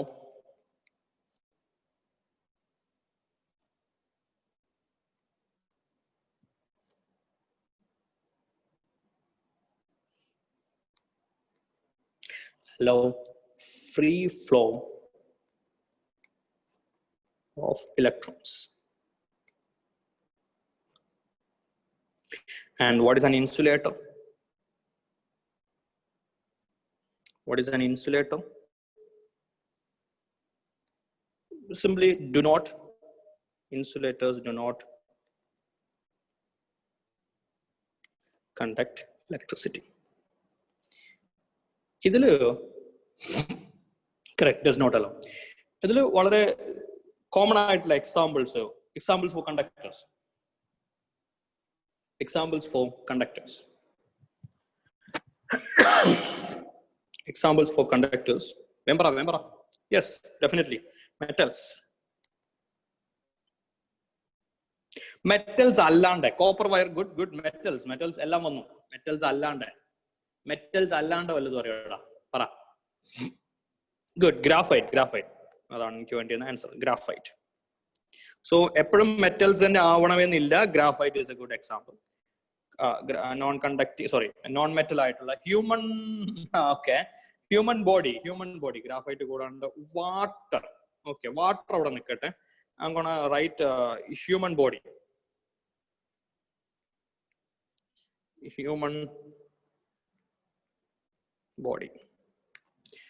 Okay, fine, good enough. Non-conductors, I mean insulators and examples. Remember, insulators and examples. Plastic wood, okay. Plastic wood. Nylon is a type of plastic. Rubber, good. Rubber, diamond, okay. Diamond. Cotton is basically a product of wood. Glass, okay. So ഞാൻ നോക്കിക്കൊണ്ടിരുന്ന 4 answers കിട്ടി. അവിടെ നിൽക്കട്ടെ. ഇനി ഞാനൊരു question ചോദിക്കാം. Plastic, would, rubber, glass കൂടാണ്ട് ഞാനൊരു സംഭവം കൂടെ ചോദിക്കുന്നു. എയർ കണ്ടക്ടർ ആണോ ഇൻസുലേറ്റർ ആണോ?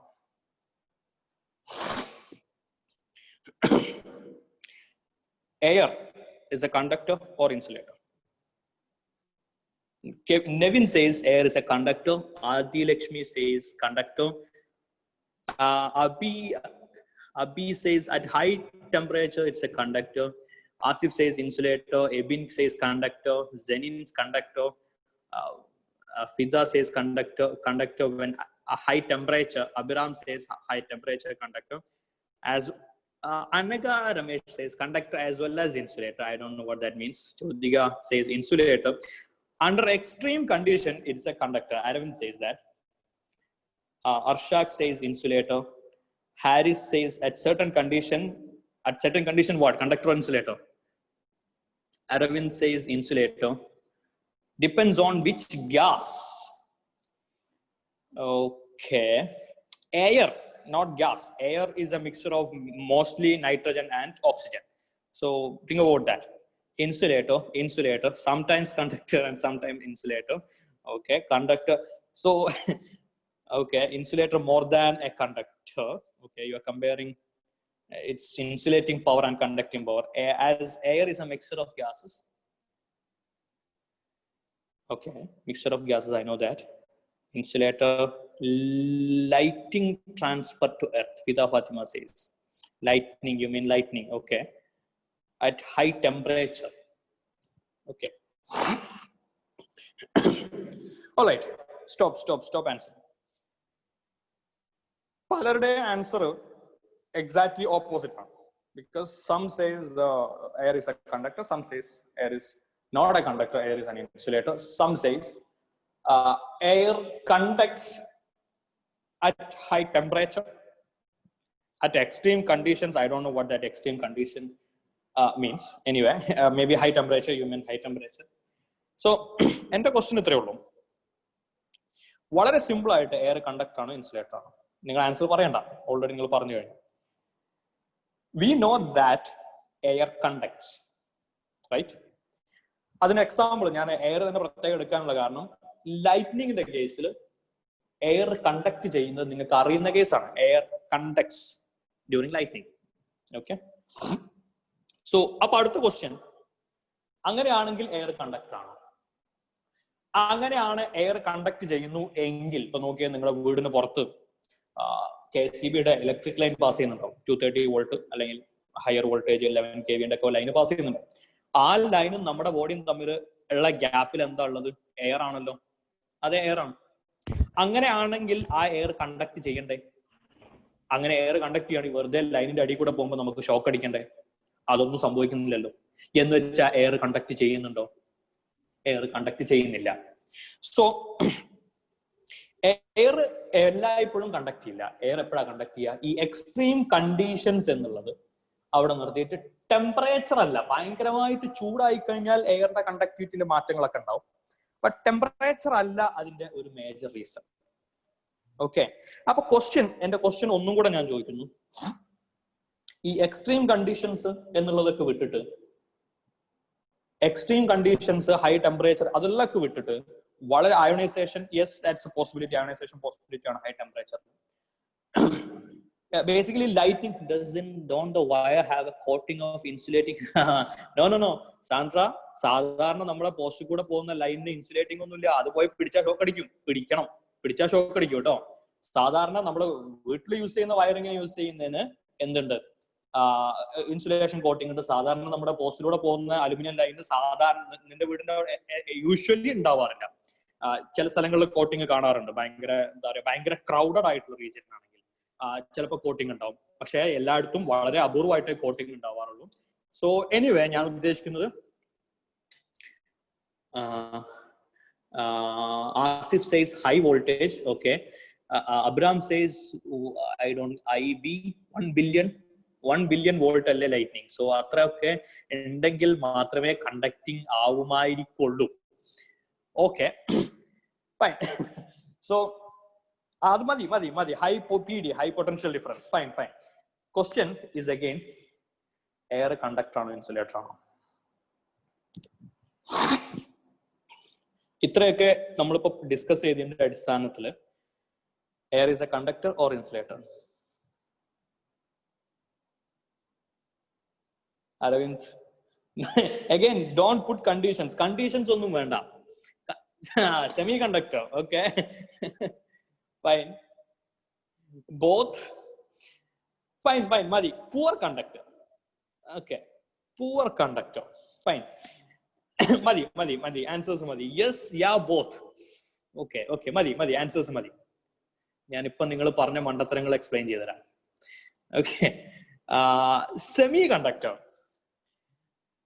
എയർ ഒരു കാരണവശാലും സെമി കണ്ടക്ടർ ആണെന്ന് പറയരുത്.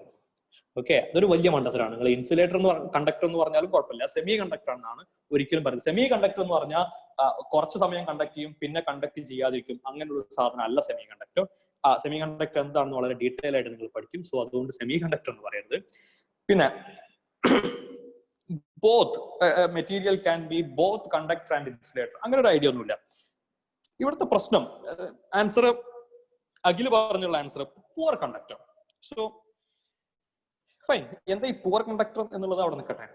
അതിന്റെ ഈ പറഞ്ഞ ഇപ്പൊ നമ്മൾ ഈ ഡിസ്കസ് ചെയ്യുന്നതിലൊക്കെ ഉള്ള ഒരൊറ്റ ഇഷ്യൂ ഉള്ളൂ, എന്താണ് ഇൻസുലേറ്റർ? ഇൻസുലേറ്ററിന് ഇപ്പൊ ഞാനെന്താ ബോർഡിൽ എഴുതി വെച്ച് നിങ്ങൾക്ക് കാണാം. ഇൻസുലേറ്റർ നമ്മൾ പറഞ്ഞ definition, insulators do not conduct electricity എന്നുള്ളതാണ്. ആ ഡെഫിനിഷനിലാണ് പ്രോബ്ലം. എല്ലാ മെറ്റീരിയൽസും ഉണ്ടാക്കിയിട്ടുള്ളത് ആറ്റംസ് കൊണ്ടാണ്. ആറ്റംസിനകത്ത് ഇലക്ട്രോൺസ് ഉണ്ട്. ഏറ്റവും ചെറിയ സിംപ്ലസ്റ്റ് ആറ്റം ആണ് ഹൈഡ്രജൻ. ഹൈഡ്രജനകത്ത് ഇലക്ട്രോൺസ് ഉണ്ട്.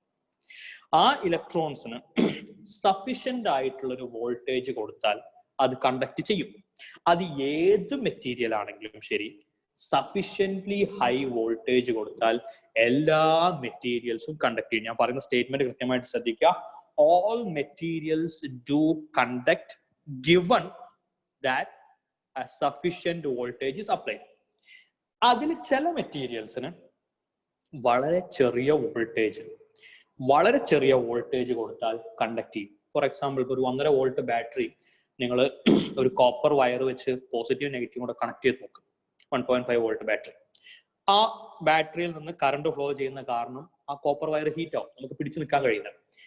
ദാറ്റ് മീൻസ് അത്ര ചെറിയൊരു വോൾട്ടേജ് മതി എന്ത് കണ്ടക്ട് ചെയ്യാൻ, കോപ്പർ കണ്ടക്ട് ചെയ്യാൻ. അതേസമയം ചില മെറ്റീരിയൽസിന് വളരെ ഹൈ വോൾട്ടേജ് കൊടുത്താൽ മാത്രമേ കണ്ടക്ട് ചെയ്യുള്ളൂ. Air is an example. അപ്പൊ വളരെ ഫ്രീ ആയിട്ട് കണ്ടക്ട് ചെയ്യുന്നതിനെ കണ്ടക്ടർ, അത്ര പെട്ടെന്നൊന്നും കണ്ടക്ട് ചെയ്യാത്ത അഥവാ അഖില് പറഞ്ഞ പോലെ poor conductors, they are bad conductors. ഈ ബാഡ് കണ്ടക്ടേഴ്സ് ആണ് ഇൻസുലേറ്റേഴ്സ്. മനസ്സിലാക്കുക, ബാഡ് കണ്ടക്ടേഴ്സ് ആണ് ഇൻസുലേറ്റർ. ഇൻസുലേറ്റർ എന്ന് പറഞ്ഞാൽ they are bad conductors. So വളരെ സിമ്പിൾ ആയിട്ട് നിങ്ങൾ ചെറിയ ക്ലാസ്സിലൊക്കെ പഠിക്കുന്ന പോലെ വളരെ സിമ്പിൾ ആയിട്ട് എന്താണ് insulator? Do not conduct electricity. That's fine. പക്ഷെ വളരെ സ്പെസിഫിക് ആയിട്ട് നിങ്ങളോട് വീണ്ടും ചോദിക്കുകയാണെങ്കിൽ പറയണം ദേ ആർ ബാഡ് കണ്ടക്ടേഴ്സ്. അതാണ് കുറെ കൂടെ നല്ല നെയിമിങ്. സോ ആ കാണുന്ന സംഭവങ്ങൾ നിങ്ങൾക്ക് മനസ്സിലായിട്ടുണ്ടെന്ന് വിചാരിക്കുന്നു. സോ ഞാൻ പറയാൻ ഉദ്ദേശിച്ച പോയിന്റ്, എല്ലാ മെറ്റീരിയൽസും കണ്ടക്ട് ചെയ്യും സഫീഷ്യന്റ് വോൾട്ടേജ് കൊടുത്താൽ. നമ്മൾ ബ്രോഡ് ആയിട്ട് അതിനെ രണ്ടായിട്ട് ക്ലാസിഫൈ ചെയ്യാറുണ്ട്. Some of them are good conductors, അതിനെ നമ്മൾ കണ്ടക്ടർ എന്നും അഥവാ മെറ്റൽ എന്നൊക്കെ വിളിക്കും. And some of them are bad conductors. Okay, ആ ബാഡ് കണ്ടക്ടേഴ്സിനെ വിളിക്കുന്ന വേറൊരു പേര് മാത്രമാണ് insulator, which usually do not conduct electricity. So do not conduct electricity എന്ന് പറയുന്നതിൽ കുഴപ്പമില്ല, ബട്ട് കൃത്യമായിട്ട് അറിഞ്ഞിരിക്കണം എന്താണ് അതിന്റെ മീനിങ്. ഇനി ഓൾറൈറ്റ്, വേറൊരു പോയിന്റ് ഞാൻ പറയാൻ ഉദ്ദേശിച്ചത്, ഹ്യൂമൻ ബോഡി എന്തുകൊണ്ട് കണ്ടക്ട് ചെയ്യുന്നു? Human body conducts because human body ഉണ്ടാക്കിയിട്ടുള്ളത് വലിയൊരു പെർസെന്റേജ് വാട്ടർ ആണ്. വാട്ടർ എന്ന് പറഞ്ഞാൽ പ്യുവർ വാട്ടർ അല്ല, ബ്ലഡ് ആണ് ബേസിക്കലി നമ്മൾ ഉദ്ദേശിക്കുന്നത്. ബ്ലഡും ബാക്കിയുള്ളതൊക്കെ വാട്ടർ കണ്ടന്റ് ആണ്. അതിലൊക്കെ ഇഷ്ടംപോലെ ഇലക്ട്രോലൈറ്റ്സ് ഉണ്ട്, മീൻസ് അയോൺസ് ഉണ്ട്. നിങ്ങൾ ബയോളജിയിലൊക്കെ പഠിക്കുന്ന ആൾക്കാരാണെങ്കിൽ ബൈകാർബണേറ്റ് അയോൺസ്, അതുപോലുള്ള ഡിഫറെന്റ് ടൈപ്സ് ഓഫ് അയോൺസ് ഉണ്ട്. സോ അതുകൊണ്ട് ആ അയോൺസിന്റെ മൂവ്മെന്റ് ആണ് ഹ്യൂമൻ ബോഡിയിലെ ബ്ലഡ് അല്ലെങ്കിൽ ഹ്യൂമൻ ബോഡി കണ്ടക്ടർ ആവാനുള്ള കാരണം. Anyway, human body very good conductor ആണ്. ഓൾറൈറ്റ്, സോ അടുത്ത പോയിന്റ്,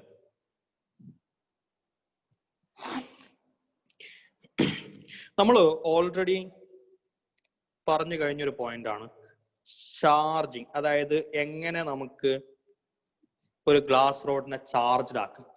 അതിലൊരു മെത്തേഡ് ആണ് charging by friction. Charging by friction അഥവാ സിൽക്കും ഗ്ലാസ് റോഡും കൂടെ അല്ലെങ്കിൽ ഫെറും പ്ലാസ്റ്റിക് റോഡും കൂടെ ഒക്കെ റബ്ബ് ചെയ്ത് കഴിഞ്ഞാൽ ദേ ഗെറ്റ് ചാർജ്ഡ്. ഫ്രിക്ഷൻ കാരണം ചാർജ് ചെയ്യാം. എങ്ങനെയാണ് ചാർജ് ചെയ്യുന്നത്? ചാർജ്ഡ് ആവുന്ന അതിന്റെ കാരണങ്ങൾ നിങ്ങൾ നേരത്തെ പറഞ്ഞു. മെറ്റീരിയൽസ് റബ്ബ് ചെയ്യുന്ന സമയത്ത് ഒരു മെറ്റീരിയലിൽ നിന്ന് കുറെ ഇലക്ട്രോൺസ് മറ്റൊരു മെറ്റീരിയൽ, ഇലക്ട്രോൺസ് ആണ് പോകുന്നത്. കുറെ ഇലക്ട്രോൺസ് രണ്ടാമത്തെ മെറ്റീരിയലിലേക്ക് പോകും. So whoever gains the electron becomes negatively charge and whoever loses the electron it becomes positively charge. ഇനി ഇങ്ങനെ ഫ്രിക്ഷൻ എന്ന് പറയുന്ന മെത്തേഡ് അല്ലാണ്ട് റബ്ബ് ചെയ്യാതെ ടച്ച് ചെയ്യാതെ നമുക്ക് ഒരു മെറ്റീരിയലിനെ ചാർജ് ചെയ്യാൻ പറ്റും. അതിനൊരു മെത്തേഡ് ഉണ്ട്, that is known as charging by induction. Induction means induce, charge induce ചെയ്യുന്ന ഒരു മെത്തേഡ്. ടെക്സ്റ്റ് ബുക്കിൽ കൊടുത്തിട്ടുണ്ട്. വളരെ സിമ്പിൾ ആയിട്ടുള്ള ഒരു മെത്തേഡാണ്. അത് നിങ്ങൾ ഫിഗറിലൂടെ വേണം മനസ്സിലാക്കാൻ. ഞാൻ സ്റ്റെപ്പ് ബൈ സ്റ്റെപ്പ് ആയിട്ട് ഓരോ കേസസ് മാർക്ക് ചെയ്യാം. First of all,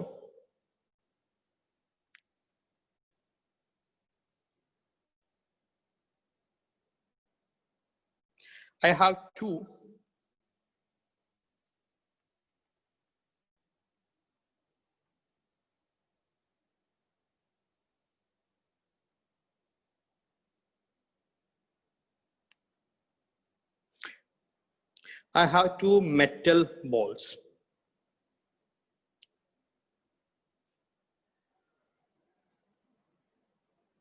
Metallic balls.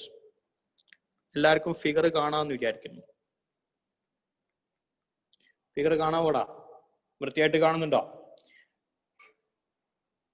Yes, fine fine. Alright, two metallic balls. എന്തിനാണ് ഞാൻ ഡിഫറെന്റ് കളറിൽ വരച്ചതെന്ന് വെച്ച് കഴിഞ്ഞാൽ ദേ ആർ ഇൻസുലേറ്റിംഗ് സ്റ്റാൻഡ്സ്.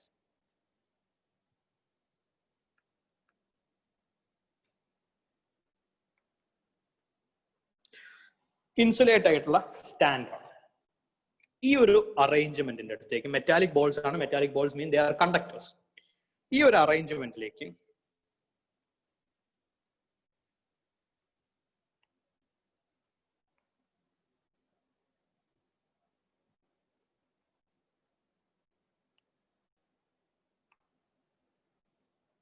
ഈ ഒരു അറേഞ്ച്മെന്റിലേക്ക് നമ്മൾ ചാർജ്ഡ് ആയിട്ടുള്ള ഒരു റോഡ് കൊണ്ടുവരും. പോസിറ്റീവ് ചാർജ് ആണ് ലെറ്റ്സ് സേ. ഇങ്ങനെ ചാർജ് ആയിട്ടുള്ള ഒരു റോഡ് കൊണ്ടുവന്നു കഴിഞ്ഞാൽ സ്വാഭാവികമായിട്ടും നമ്മൾ പറഞ്ഞിട്ടുണ്ട് എന്താണ് കണ്ടക്ടർ എന്ന് പറഞ്ഞാൽ, മെറ്റൽ എന്ന് പറഞ്ഞാൽ they allow free movement of electrons. ഇലക്ട്രോൺസിന്റെ ഫ്രീ മൂവ്മെന്റ് അലൗ ചെയ്യുന്ന മെറ്റീരിയൽസ് ആണ് മെറ്റൽസ് അഥവാ കണ്ടക്ടേഴ്സ്. സോ ഇങ്ങനെ ഒരു പോസിറ്റീവ് ചാർജ് വന്നു കഴിഞ്ഞാൽ സ്വാഭാവികമായിട്ടും ഈ ടച്ച് ചെയ്ത് നിൽക്കുന്ന സ്ഫിയേഴ്സിലെ സ്വാഭാവികമായിട്ട് ഈ പോസിറ്റീവ് ചാർജിന്റെ അടുത്തേക്ക് ആര് അട്രാക്ട് ചെയ്യപ്പെടും? ഈ ഭാഗത്തുള്ള നിങ്ങൾ കാണുന്ന രണ്ട് മെറ്റാലിക് റോഡിന്റെ ഭാഗങ്ങളിലുള്ള ഇലക്ട്രോൺസ് എല്ലാം പോസിറ്റീവ് ഗ്ലാസ് റോഡിന്റെ അടുത്തേക്ക് അട്രാക്ട് ചെയ്യപ്പെടും. എന്ന് പറഞ്ഞാൽ ഈ ഇലക്ട്രോൺസ് ഇതാ ഇവിടെ അക്യുമുലേറ്റ് ചെയ്യും. സോ ഇലക്ട്രോൺസ് ലെഫ്റ്റ് സൈഡിലേക്ക്, ഇലക്ട്രോൺസിനെയാണ് ഞാൻ നെഗറ്റീവ് ചാർജ് കൊണ്ട് ഉദ്ദേശിക്കുന്നത്. ഇലക്ട്രോൺസ് ലെഫ്റ്റ് സൈഡിലേക്ക് മൂവ് ചെയ്ത് കഴിഞ്ഞാൽ സ്വാഭാവികമായിട്ടും അതിന്റെ കൂടെ അതിന് പകരമുള്ള പോസിറ്റീവ് പ്രോട്ടോൺസ് ഉണ്ടാവും. പ്രോട്ടോൺസിന് മൂവ് ചെയ്യാൻ പറ്റില്ല. So this side gets positively charged. Okay, ഇത് എന്തുകൊണ്ട് ഇങ്ങനെ സംഭവിക്കുന്നു നന്നായിട്ട് ശ്രദ്ധിക്കണം. ആ രണ്ട് മെറ്റാലിക് ബോൾസ് ടച്ച് ചെയ്തിട്ടാണല്ലോ. റെഡി? രണ്ട് മെറ്റാലിക് ബോൾസ്. ക്വസ്റ്റ്യൻ ജെനിൻ ചോദിക്കുന്നത് റോഡ് ടച്ച് ചെയ്യുന്നുണ്ടോ? ഗ്ലാസ് റോഡ് ടച്ച് ചെയ്യുന്നില്ല. അതാണ് നമ്മൾ ആദ്യം തുടങ്ങിയത്. ഫ്രിക്ഷണൽ ഇലക്ട്രിസിറ്റിയിൽ ടച്ച് ചെയ്യണം. ഇവിടെ ടച്ചിങ് ഇല്ല. പറഞ്ഞത് മുഴുവൻ അവസാനത്തേക്ക് എത്തുമ്പോൾ മനസ്സിലാവും. നമ്മൾ അടുത്തേക്ക്, വളരെ അടുത്തേക്ക് കൊണ്ടുവരണം എന്ന് മാത്രമേ ഉള്ളൂ. ആ കാണുന്ന സാധനം ടച്ച് ചെയ്യണ്ട. Okay, touch, there is no touching. Glass rod,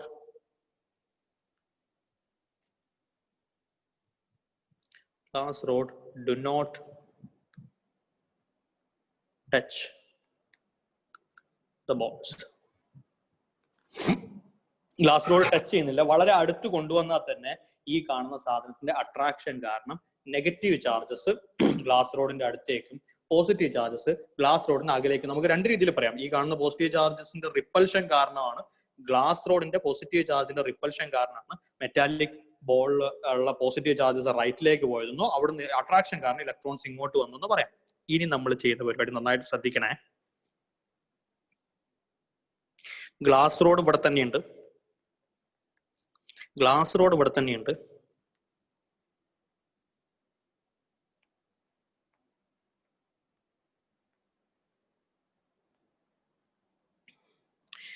നമ്മൾ ആ കാണുന്ന രണ്ട് മെറ്റാലിക് ബോൾസ് കോണ്ടാക്റ്റിലായിരുന്നതിനെ രണ്ടിനെ നമ്മൾ ചെറുതായിട്ട് അങ്ങ് സെപ്പറേറ്റ് ചെയ്യും. അങ്ങനെ സെപ്പറേറ്റ് ചെയ്യുമ്പോഴും ഈ കാണുന്ന glass rod, positively charge glass rod ഇവിടെ ഉള്ളത് കൊണ്ട്, പോസിറ്റീവ്ലി ചാർജ് ഗ്ലാസ് റോഡ് ഇവിടെ ഉള്ളതുകൊണ്ട് ഇവിടെ നെഗറ്റീവും ഇവിടെ പോസിറ്റീവും കാണും. ഓക്കെ, റെഡിയാണോ? ഇനി നമ്മൾ ഗ്ലാസ് റോഡ് അങ്ങ് ഒഴിവാക്കുന്നു. നെക്സ്റ്റ് സ്റ്റെപ്പില് ഗ്ലാസ് റോഡ് ഒഴിവാക്കുന്നു. ശ്രദ്ധിക്ക്, ഗ്ലാസ് റോഡ് ഇല്ല ഇനി മുതൽ. അങ്ങനെയാണെങ്കിൽ ചാർജസ് എവിടെ കാണും?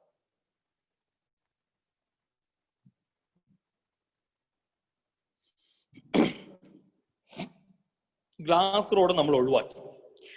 എന്നിട്ട് ഈ കാണുന്ന രണ്ട് മെറ്റാലിക് ബോൾസ്, രണ്ട് ഇൻസുലേറ്റിംഗ്. എന്തിനാണ് ഇൻസുലേറ്റിംഗ് സ്റ്റാൻഡ് യൂസ് ചെയ്യുന്നത്? ഇറ്റ്സ് ബിക്കോസ് എന്താ പറയാ, ഈ കാണുന്നപ്പോ അതായത് മെറ്റാലിക് ബോളിൽ നിങ്ങൾ പോസിറ്റീവ് നെഗറ്റീവ് ചാർജസ് കാണുന്നില്ലേ? ആ ചാർജസ് എർത്തിലേക്ക്, ഗ്രൗണ്ടിലേക്ക് ഫ്ലോ ചെയ്യാതിരിക്കാനാണ് ഇൻസുലേറ്റിംഗ് സ്റ്റാൻഡ് യൂസ് ചെയ്യുന്നത്. My question is, what is the position of the two, I mean ആ കാണുന്ന what is the position of charges present in the metallic balls? Metallic ബോൾസിലുള്ള ചാർജസിന്റെ പൊസിഷൻ എങ്ങനെയായിരിക്കും? ഒന്ന് നോക്കിയേ, നിങ്ങൾക്ക് പറയാൻ പറ്റുന്ന രീതിയിൽ പറ.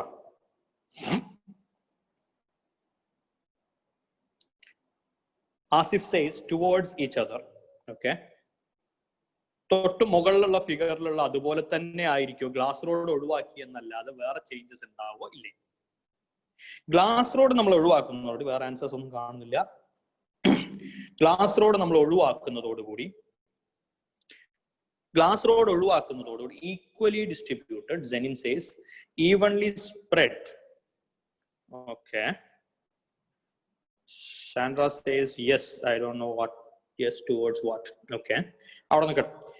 സോ മതി, ഞാൻ ആ ഫിഗർ ഒന്നും കൂടെ ഒന്ന് റെഡിയാക്കാം.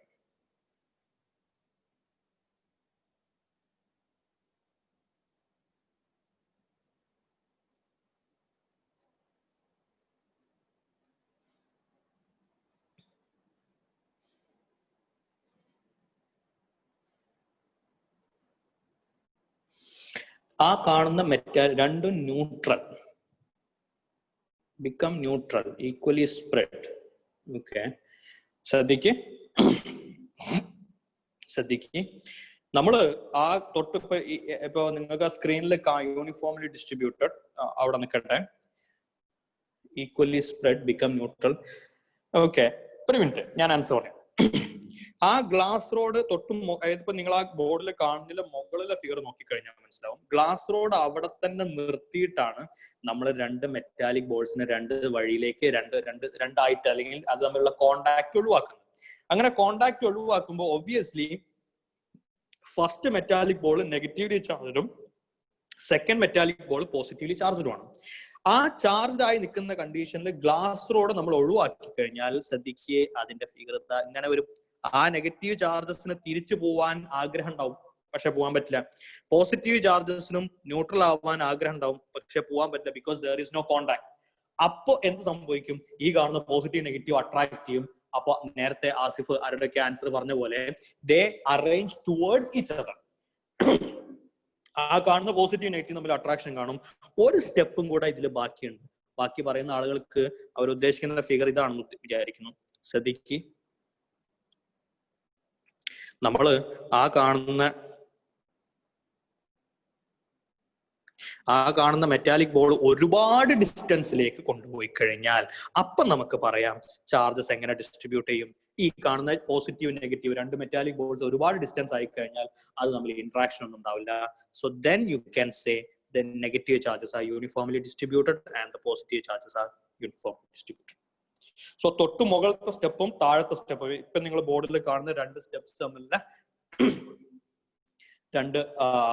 രണ്ട് സ്റ്റെപ്സ് തമ്മിലുള്ള ഡിഫറൻസ് മനസ്സിലാവുന്നുണ്ടോ? So they are separated by a very large distance. അങ്ങനെ വരുമ്പോൾ അതെന്തായിട്ട് മാറും? യൂണിഫോംലി, അല്ലെങ്കിൽ ചാർജസ് ഗെറ്റ്സ് ഡിസ്ട്രിബ്യൂട്ടഡ് യൂണിഫോംലി. ശ്രദ്ധിക്കുക, എന്തായിരുന്നു നമ്മുടെ ആവശ്യം?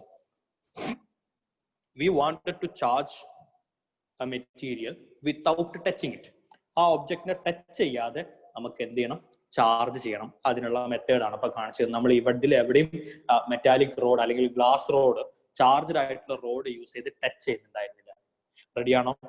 So this is a method.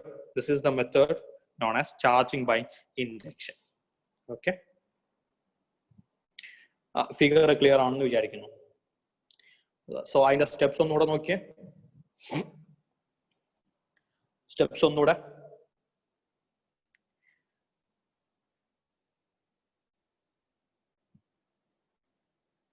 Joshan asks, what happen if we use 3 spheres of identical sizes maybe instead of 2? We'll come to that. Now, 3 sphere use ചെയ്യുകയാണെങ്കിൽ എന്താ സംഭവിക്കാൻ നോക്കാം. First step, രണ്ട് metallic balls insulating stand ആണ് എല്ലായ്പ്പോഴും. അത് touch ചെയ്യുന്നുണ്ട്. അതിന്റെ അടുത്തേക്ക് ഒരു ഗ്ലാസ് റോഡ് കൊണ്ടുവരുന്നു. ഗ്ലാസ് റോഡ് കൊണ്ടുവരുമ്പോൾ അവിടെ ചാർജ് ഇൻഡ്യൂസ് ചെയ്യും. അതുകൊണ്ടാണ് നമ്മൾ ചാർജിങ് ബൈ ഇൻഡക്ഷൻ എന്ന് വിളിക്കുന്നത്. ചാർജ് ഇൻഡ്യൂസ് ചെയ്യും. ആ കാണുന്ന പോസിറ്റീവ് ചാർജസ്, ഗ്ലാസ് റോഡിലുള്ള പോസിറ്റീവ് ചാർജസ് കാണും. അങ്ങനെ ചാർജ് ഇൻഡ്യൂസ് ചെയ്യുമ്പോൾ ഗ്ലാസ് റോഡിന്റെ അടുത്തേക്ക് നെഗറ്റീവ് ചാർജും അപ്പുറത്തെ സൈഡിൽ പോസിറ്റീവ് ചാർജും വരും.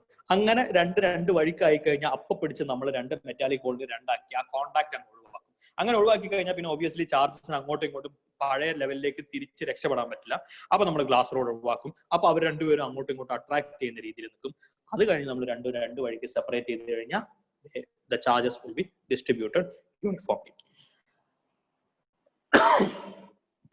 ജോഷൻ ക്വസ്റ്റ്യൻ ചെയ്യുന്ന പോലെ, ജോഷന്റെ ക്വസ്റ്റ്യൻ നമ്മൾ 2 പകരം 3 യൂസ് ചെയ്താൽ എന്താ സംഭവിക്കുക? വളരെ സിമ്പിൾ ആണ്. ഗ്ലാസ് റോഡ് കൊണ്ടുവരുന്ന പോസിറ്റീവ്, ഇവിടെ നെഗറ്റീവ് വരും. പോസിറ്റീവ് എവിടെ വരും? ഈ കാണുന്ന road, I mean metallic spheres എല്ലാം ടച്ച് ചെയ്തിട്ടാണ്. അപ്പൊ ഇവിടെ പോസിറ്റീവ് വരും. നെക്സ്റ്റ് സ്റ്റെപ്പിൽ ഗ്ലാസ് റോഡ് ഇവിടെ തന്നെ നിർത്തി നമ്മൾ കോണ്ടാക്ട് വേർപെടുത്തുന്നു.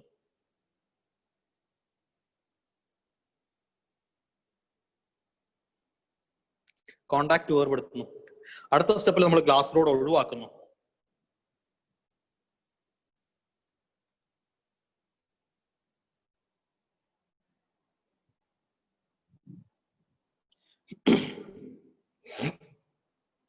ഗ്ലാസ് റോഡ് ഒഴിവാക്കി കഴിഞ്ഞാൽ എന്താ സംഭവിക്കുക? സ്വാഭാവികമായിട്ടും ഇവിടെ നെഗറ്റീവ് വരും. ഇവിടെ പോസിറ്റീവ് വരും. ഈ നടുക്കുള്ള സ്ഫിയറിന്റെ അവസ്ഥ എന്തായിരുന്നു ഒന്ന് ആലോചിച്ച് നോക്കി. നടുക്കുള്ള സ്ഫിയറിന് ഇപ്പോ നമ്മൾ ഗ്ലാസ് റോഡ് യൂസ് ചെയ്യുന്ന പോലെ തന്നെ ലെഫ്റ്റ് സൈഡിൽ ഒരു നെഗറ്റീവ് ഇല്ലേ? അപ്പൊ സ്വാഭാവികമായിട്ടും ഇവിടെ ഈ കാണുന്ന ലെഫ്റ്റ് സൈഡിലുള്ള നെഗറ്റീവ് കാരണം ഇവിടെ പോസിറ്റീവ് വരും.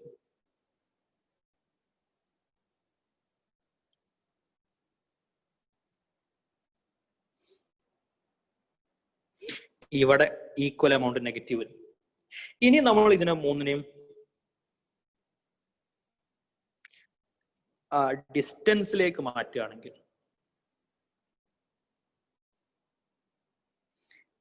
this negative gets distributed uniformly and this positive gets distributed uniformly and this ഈ കാണുന്ന സാധനം ഇതെന്തായിട്ട് തന്നെ ന്യൂട്രൽ ആണ്, കാരണം ആ പോസിറ്റീവ് നെഗറ്റീവ് കൂടെ ക്യാൻസൽ ചെയ്യും. റെഡി ആണോ? Is it clear? Is it clear? ബാക്കിയുള്ളവർ ചെയ്ത സ്റ്റെപ്സ് മനസ്സിലായിട്ടുണ്ടോ? അപ്പോ ഐഡിയ എത്രയേ ഉള്ളൂ, 3 or 4 നമുക്ക് അങ്ങനെ വേണമെങ്കിൽ യൂസ് ചെയ്യാം. ആ നടുക്കുള്ള സംഭവത്തിന് പ്രത്യേകിച്ച് എഫക്ട്സ് ഒന്നും ഉണ്ടാവില്ല. ഇതിൽ തന്നെ നമുക്ക് വേണമെങ്കിൽ വേറൊരു സ്റ്റെപ്പ് ട്രൈ ചെയ്ത് നോക്കാം. ഇതിൽ തന്നെ വേറൊരു സ്റ്റെപ്പ് ട്രൈ ചെയ്ത് നോക്കാം. 3 കേസ്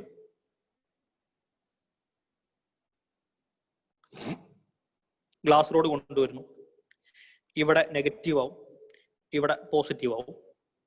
ഓക്കെ, നമ്മള് ഈ പോസിറ്റീവ് ഇവിടെ നിർത്തി ഡിസ്കണക്ട് ചെയ്യുന്നത് ഇവിടെ മാത്രം ഡിസ്കണക്ട് ചെയ്തു എന്ന് വിചാരിക്കും.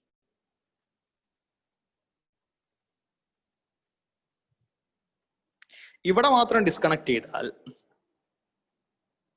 അപ്പോ സ്റ്റെപ്സ് വീണ്ടും ഡിഫറെന്റ് ആവും. ഗ്ലാസ് റോഡ് നമ്മൾ ഒഴിവാക്കുന്നു. ഇത് ഒരു ഗ്രൂപ്പ് ആയിട്ട് തന്നെ കൺസിഡർ ചെയ്യാം.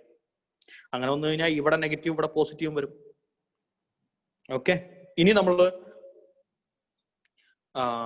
അഗൈൻ ഇത് തമ്മിലുള്ള സെപ്പറേഷൻ ഇൻക്രീസ് ചെയ്താലോ?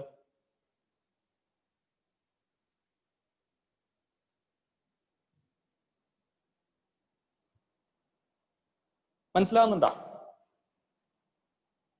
അതായത് ഫൈനലി അവർ തമ്മിലുള്ള ഇന്ററാക്ഷൻസ് ഒന്നും ഇല്ലാതാവുമ്പോഴാണ് യൂണിഫോം ആയിട്ട് ഡിസ്ട്രിബ്യൂട്ട് ചെയ്യുന്നത്. ആ യൂണിഫോം ആയിട്ട് ഡിസ്ട്രിബ്യൂട്ട് ചെയ്യുന്നതിന്റെ മുന്നേ അവർ തമ്മിൽ അട്രാക്ഷൻ ഉണ്ടാവും അടുത്ത് നിൽക്കുന്ന സമയത്ത്. അത് കഴിഞ്ഞ ശേഷം യൂണിഫോം ആയിട്ട് ഡിസ്ട്രിബ്യൂട്ട് ചെയ്യുന്നപ്പോൾ 2 ഒബ്ജക്ട് ഉണ്ടെങ്കിൽ ഇപ്പോൾ നിങ്ങൾ റൈറ്റ് സൈഡിലുള്ള ഈ പോസിറ്റീവിന്റെ കേസ് ഒന്ന് നോക്കി.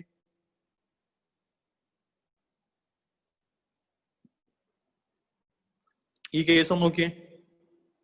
ആ പോസിറ്റീവ് അവിടെയും യൂണിഫോം ആയിട്ടാണ് ഡിസ്ട്രിബ്യൂട്ട് ചെയ്യുന്നത്. അവിടെ വേണമെങ്കിൽ നിങ്ങൾക്ക് എന്ത് ചെയ്യാം? ഇപ്പോ ഈ കേസ് മാത്രം കൺസിഡർ ചെയ്യുകയാണെങ്കിൽ ഇതിനെ നിങ്ങൾക്ക് വേണമെങ്കിൽ സെപ്പറേറ്റ് ചെയ്യാം. ഇങ്ങനെ ഇരിക്കും. ഇനി അത് തമ്മിൽ ഡിസ്റ്റൻസ് കൊടുത്തു കഴിഞ്ഞാൽ ഇങ്ങനെ ആയിട്ട് മാറും. So it's all really simple. Ready അല്ലേ? ഈ കേസ് അവിടെ നിർത്തിയിട്ട്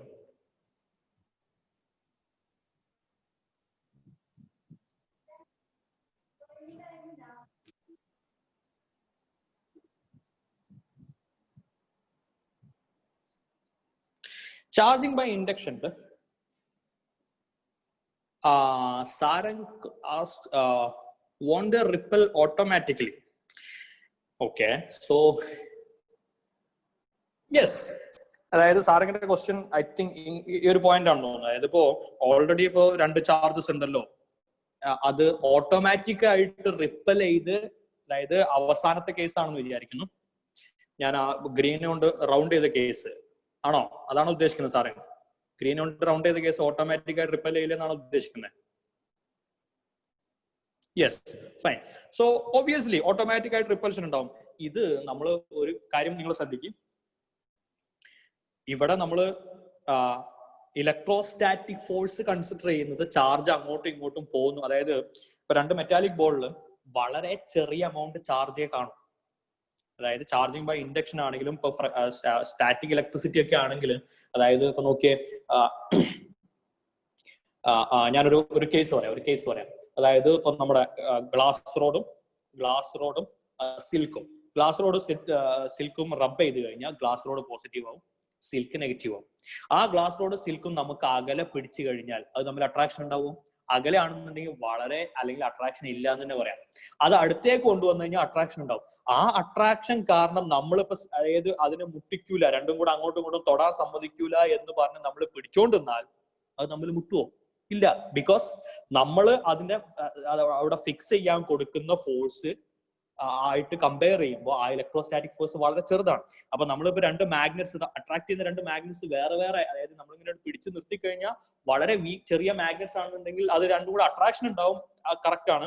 പക്ഷെ അതിന്റെ എഫക്ട്സ് അവിടെ നെഗ്ലിജിബിൾ ആണ്. അതേപോലെ തന്നെ രണ്ട് വലിയ ബോളാണ്, രണ്ട് വലിയ മെറ്റാലിക് ബോളാണ്, രണ്ടിനും ചെറിയ തരത്തിലുള്ള പോസിറ്റീവ് ചാർജ് ഉണ്ട്. പക്ഷെ ആ ചെറിയ പോസിറ്റീവ് ചാർജ് തമ്മിലുള്ള റിപ്പൽഷൻ കാരണം അതിന് മൂവ് ചെയ്യാൻ മാത്രമുള്ള ഫോഴ്സ് ഒന്നും ഉണ്ടാവില്ല, കാരണം നമ്മൾ വലിയ ബോൾ ആണ് കൺസിഡർ ചെയ്തത്. അതേസമയം അത് രണ്ട് ഇലക്ട്രോൺസ് ആയിരുന്നുവെങ്കിൽ, വളരെ ചെറിയ സാധനങ്ങളായിരുന്നെങ്കിൽ അതിന്റെ റിപ്പൽഷൻ എഫക്റ്റീവ് ആവും. സോ റിപ്പൽഷൻ അവിടെ ഉണ്ടാവും ഓട്ടോമാറ്റിക് ആയിട്ട്. പക്ഷെ അതിനെ മൂവ് ചെയ്യിക്കാൻ മാത്രം ഉള്ള ഫോഴ്സ് ഒന്നും, അല്ലെങ്കിൽ അതിന് മാത്രം മൂവ് ചെയ്യിക്കാൻ മാത്രമുള്ള ഫോഴ്സ് ഒന്നും ആ റിപ്പൽഷൻ ഉണ്ടാവില്ല. കാരണം നമ്മൾ ചൂസ് ചെയ്യുന്ന മെറ്റാലിക് ബോൾസ് വളരെ വലുതാണ് എന്നതാണ് നമ്മൾ വിചാരിക്കുന്നത്. അത്രേ ഉള്ളൂ. സോ റിപ്പൽഷൻ ഉണ്ടാവും, പക്ഷെ അത് മൂവ് ചെയ്യിക്കാൻ മാത്രം. നമ്മൾ സെപ്പറേറ്റ് ചെയ്താലേ സെപ്പറേറ്റ് ആവുള്ളൂ, നമ്മൾ അടുപ്പിച്ച് വെച്ചാലേ അടുപ്പിച്ച് നിൽക്കുള്ളൂ. കാരണം അതിന് മാത്രം വലിയ ബോളാണ്, വളരെ ചെറിയ വീക്ക് ഫോഴ്സ് മാത്രമേ അവിടെ എക്സ്പീരിയൻസ് ചെയ്യുള്ളൂ. അതിന് മാത്രം വലിയ ചാർജ് ഒന്നും നമ്മളവിടെ കൺസിഡർ ചെയ്യുന്നില്ല. അതൊരു ക്വാണ്ടിറ്റിയുടെ പ്രശ്നമാണ്.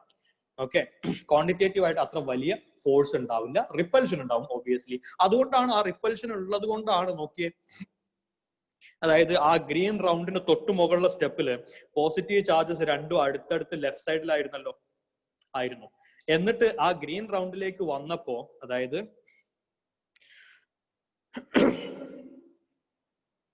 ഈ സ്റ്റെപ്പ് ഇങ്ങോട്ട് വരുമ്പോ നോക്കിയേ, അവിടെ പോസിറ്റീവ് ചാർജസ് രണ്ട് വഴിക്ക് നിൽക്കാൻ കാരണം ഓബിയസ്ലി അത് തമ്മിൽ റിപ്പൽഷൻ തന്നെയാണ്. പക്ഷെ ആ രണ്ട് മാസിനെ അല്ലെങ്കിൽ രണ്ട് ബോളിനെ സെപ്പറേറ്റ് ചെയ്യാൻ മാത്രമുള്ള റിപ്പൽഷൻ ഒന്നും ഉണ്ടാവില്ല. അത്രയും നമ്മൾ അസ്യൂം ചെയ്യുന്നുള്ളൂ. അതൊക്കെ ചെറിയ അസംഷൻസ് മാത്രമാണ്.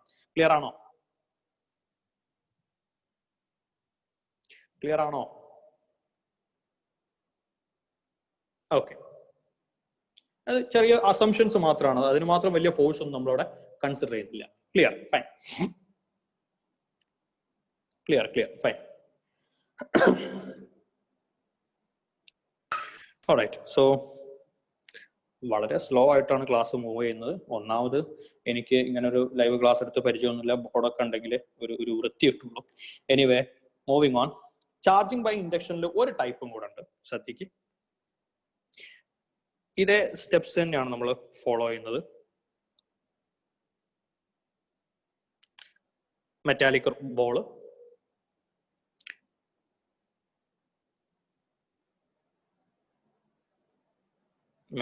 ബോള്, അതിനൊരു ഇൻസുലേറ്റിംഗ് സ്റ്റാൻഡ് ഉണ്ട്.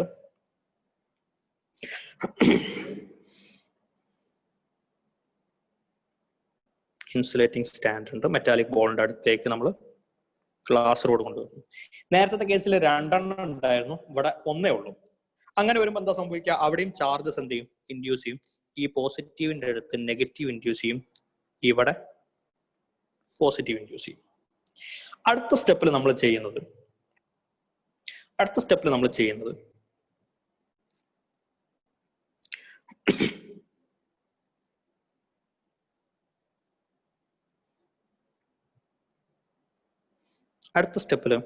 ഈ ഗ്ലാസ് റോഡ് ഇവിടെ തന്നെ ഉണ്ട്. ഇവിടെ നമ്മൾ എർത്തിലേക്ക്, എർത്തിങ്ങിന്റെ സിമ്പിൾ അറിയാലോ, എർത്തിലേക്ക് നമ്മളൊരു കണക്ഷൻ കൊടുക്കുന്നു. അങ്ങനെ കൊടുത്തു കഴിഞ്ഞാൽ ചാർജസ് എന്താ സംഭവിക്കുക? അവിടെ ഏതൊക്കെ ചാർജസ് ഉണ്ടാവും? എന്തായിരിക്കും അതിന്റെ പൊസിഷൻ? എർത്തിന്റെ പ്രത്യേകത നിങ്ങൾ പഠിച്ചിട്ടുണ്ടാവും. Earth is an electron bank. Earth is known as an electron bank. Earth is known as an electron bank. Earth is known as an electron bank. Chandra says electrons flow to the metallic ball. Electrons metallic ball like flow ചെയ്യും. Okay. Positive towards the earth connection. Sarang says positive towards the earth connection. ആ രണ്ട് സ്റ്റേറ്റ്മെന്റ്സും അത് മതി. ഇനി answers വേണ്ട. ചാൻഡ്ര പറയുന്ന electrons flow to the metallic ball എവിടുന്ന്? എർത്തിൽ നിന്ന്. ഐസിയും എർത്തിൽ നിന്നാണ് ഉദ്ദേശം തോന്നുന്നു. സാറിംഗ് പറയുന്നത് പോസിറ്റീവ് ടുവേർഡ്സ് എർത്ത് കണക്ഷൻ, എർത്തിന്റെ കണക്ഷനിലേക്ക് പോസിറ്റീവ്. ഇത് രണ്ടും ബേസിക്കലി ഒന്ന് തന്നെയാണ്. അവിടെ ആക്ച്വലി ഫ്ലോ ചെയ്യുന്നത് ആരാണെന്ന് ചോദിച്ചു കഴിഞ്ഞാൽ നമുക്ക് എന്ത് പറയാം, അവിടെ പോസിറ്റീവ് ചാർജസിന് ഫ്ലോ ചെയ്യാനുള്ള കപ്പാസിറ്റി ഇല്ല. Because positive charges are inside the nucleus. Positive charges ന്യൂക്ലിയസിനകത്താണ്. അതുകൊണ്ട് പോസിറ്റീവ് ചാർജസിന് ഫ്ലോ ചെയ്യാനുള്ള കപ്പാസിറ്റി ഇല്ല. അവിടെ ഫ്ലോ ചെയ്യുന്നെങ്കിൽ നെഗറ്റീവ് ചാർജ് ഫ്ലോ ചെയ്യുള്ളൂ. ആ നെഗറ്റീവ് ചാർജ് ഫ്ലോ ചെയ്യുന്നത് ഒബിയസ്ലി എർത്ത് ഇലക്ട്രോൺസ് ഇഷ്ടം പോലെ ഓഫർ ചെയ്യാൻ പറ്റും. എർത്തിൽ നിന്ന് ഇലക്ട്രോൺസ് ഈ മെറ്റാലിക് ബോളിലേക്ക് ഫ്ലോ ചെയ്യും. Electrons flow to the metallic ball from the earth എന്ന് പറയുന്നതിന്റെ എഫക്റ്റ് എന്ത് തന്നെയാണ്? ആ പോസിറ്റീവ് ചാർജസ് എർത്തിലേക്ക് ഇറങ്ങിപ്പോയ പോലെ, എർത്തിലേക്ക് താഴേക്ക് ഇറങ്ങിപ്പോയ പോലെ നമുക്ക് തോന്നും. സോ എഫക്റ്റീവ് ആയിട്ട് ഫൈനലി ചാർജസ് ഏത് മാത്രമാവും? ഈ കാണുന്ന നെഗറ്റീവ് ചാർജ് ഇവിടെ തന്നെ കാണും. പോസിറ്റീവ് ചാർജ് എവിടെ പോയി? പോസിറ്റീവ് ചാർജ് എർത്തിലേക്ക് പോയി. ഈ കാണുന്ന പോസിറ്റീവ് ചാർജ് എർത്തിലേക്ക് പോയി. ഇനി നമുക്ക് എന്ത് ചെയ്യാം? അടുത്ത സ്റ്റെപ്പിൽ എന്ത് ചെയ്യണം? നെക്സ്റ്റ് സ്റ്റെപ്പിൽ I have 2 choices. Remove earthing, remove glass rod. ഈ 2 സ്റ്റെപ്സ് ഉണ്ട്. എല്ലാവരും ശ്രദ്ധിക്കുന്നുണ്ടല്ലോ അല്ലെ? ആ കാണുന്നതിൽ നമുക്ക് ഗ്ലാസ് റോഡ് റിമൂവ് ചെയ്യാനുണ്ട്, എർത്തിങ് റിമൂവ് ചെയ്യാനുണ്ട്. അങ്ങനെ വന്നു കഴിഞ്ഞാൽ നമ്മുടെ മെറ്റാലിക് ബോൾ ഒരു നെഗറ്റീവ് ചാർജ് സ്ഫിയർ ആയിട്ട് മാറും. ഇതിൽ ഏത് സ്റ്റെപ്പ് ആദ്യം ചെയ്യണം? Which must be the first step? Earthing remove ചെയ്യോ, ഗ്ലാസ് റോഡ് റിമൂവ് ചെയ്യോ? Question for you. Do we remove glass rod or earthing? Everyone says, most of you says earthing. Yes, remove earthing. Correct. Earthing remove ചെയ്യണം. കാരണം എന്താ? Earthing അവിടെ നിർത്തിയിട്ട് ശ്രദ്ധിക്കുക. മതി answers മതി. യെസ്, എർത്തിങ് നമ്മൾ അവിടെ തന്നെ നിർത്തി. ഗ്ലാസ് റോഡ് റിമൂവ് ചെയ്താൽ ആ കാണുന്ന മെറ്റലിലുള്ള നെഗറ്റീവ് ചാർജസ് അതും എർത്തിലേക്ക് പോകും. സോ അപ്പൊ എർത്തിലേക്കുള്ള വഴി ഇനി വേണ്ട. നമുക്ക് എർത്തിലേക്ക് റിമൂവ് ചെയ്യാനുള്ള അല്ലെങ്കിൽ എർത്തിലേക്ക് ഒഴിവാക്കാനുള്ള പോസിറ്റീവ് ചാർജസ് നമ്മൾ ഓൾറെഡി ഒഴിവാക്കി കഴിഞ്ഞു. ഇനി എർത്തിങ് ആണ്. Remove earthing first and then remove the glass rod. ആ എർത്തിങ് റിമൂവ് ചെയ്ത് കഴിഞ്ഞാൽ ഗ്ലാസ് റോഡ് ഇവിടെ തന്നെ കാണണം. ഇല്ലെങ്കിൽ ആ കാണുന്ന നെഗറ്റീവ് കൂടെ അങ്ങ് പോകും. ഇത് നെഗറ്റീവ് ഇവിടെ നിൽക്കും.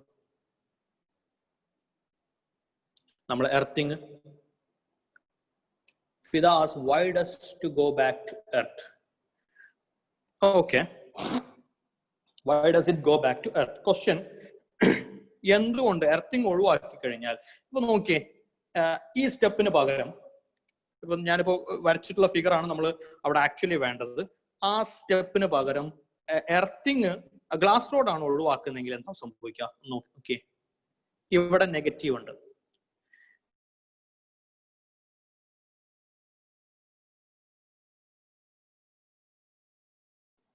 And we have the insulating stand. Anyway, നോക്ക് ഈ രണ്ടാമത്തെ ഫിഗർ, അതായത് ഞാൻ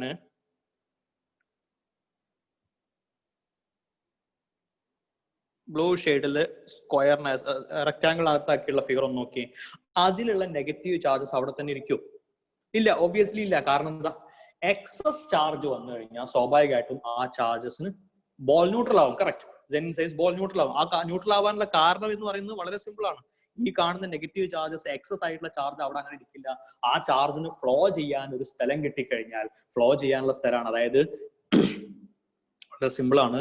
എർത്തിന് നിങ്ങളിപ്പോ ചെറിയ ക്ലാസ്സുകളിൽ പൊട്ടൻഷ്യൽ ഒക്കെ പഠിച്ചിട്ടുണ്ടാവും. എർത്തിന്റെ പൊട്ടൻഷ്യൽ എന്ന് പറയുന്നത് 0 ആണ്. സോ ഈ കാണുന്ന മെറ്റാലിക് ബോളിന് ഇപ്പൊ നെഗറ്റീവ് ചാർജ് ഉള്ളതുകൊണ്ട് it will have A negative potential. എന്താ പൊട്ടൻഷ്യൽ എന്നുള്ളതൊക്കെ നമ്മൾ അടുത്ത ചാപ്റ്റർ, പൊട്ടൻഷ്യൽ ആൻഡ് കപ്പാസിറ്റൻസ് എന്ന് പറഞ്ഞ ചാപ്റ്റർ വളരെ ഡീറ്റെയിൽ ആയിട്ട് പഠിക്കും. സോ അവിടെ ഒരു നെഗറ്റീവ് പൊട്ടൻഷ്യൽ ഉണ്ട് മെറ്റാലിക് ബോളിന്. എർത്ത് ന്യൂട്രലുമാണ്. സോ അത് രണ്ടും കൂടെ കണക്ട് ചെയ്താൽ there is a potential difference. Earth neutral അഥവാ 0 ആണ്, മെറ്റാലിക് ബോൾ നെഗറ്റീവ് ആണ്. സോ അവിടെ ഈ കാണുന്ന ചാർജസിന് പൊട്ടൻഷ്യൽ ഡിഫറൻസ് ഫീൽ ചെയ്യും. സോ അതുകൊണ്ട് ഈ കാണുന്ന ചാർജസ് എന്ത് ചെയ്യാൻ തുടങ്ങും? ഈ ചാർജസ് ഇങ്ങോട്ട് ഫ്ലോ ചെയ്യും. അവസാനം അത് ന്യൂട്രൽ ആയി പോകും. സോ അതുകൊണ്ട് നമുക്ക് ചാർജ്ഡ് ആയ സ്ഫിയർ ആ വേണ്ടത്. അപ്പോ ആദ്യം തന്നെ പോയിട്ട് ഗ്ലാസ് റോഡ് ഒഴിവാക്കി എർത്തിങ് അവിടെ വെച്ച് കഴിഞ്ഞാൽ സാധനം കിട്ടൂല. അപ്പൊ നമ്മുടെ സ്റ്റെപ്പ് ഇതല്ല. ഈ സ്റ്റെപ്പ് ഫോളോ ചെയ്ത് കഴിഞ്ഞാൽ നമുക്ക് ചാർജുള്ള സ്ഫിയർ കിട്ടില്ല. നമുക്ക് ഫോളോ ചെയ്യേണ്ട സ്റ്റെപ്സ് ഈ കാണുന്ന സ്റ്റെപ്പ് നിന്ന് ഇനി നമുക്ക് ഗ്ലാസ് റോഡ് ഒഴിവാക്കാം. ഗ്ലാസ് റോഡ് ഒഴിവാക്കി കഴിഞ്ഞാൽ നെഗറ്റീവ് ചാർജ് യൂണിഫോം ആയിട്ട് ഡിസ്ട്രിബ്യൂട്ട് ചെയ്യും. മെറ്റാലിക് സ്റ്റാൻഡ് അപ്പോഴും വേണം.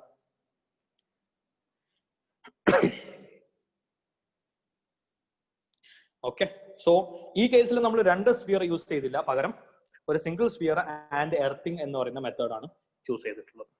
ക്ലിയർ ആണോ? ഓൾറൈറ്റ്. Alright, so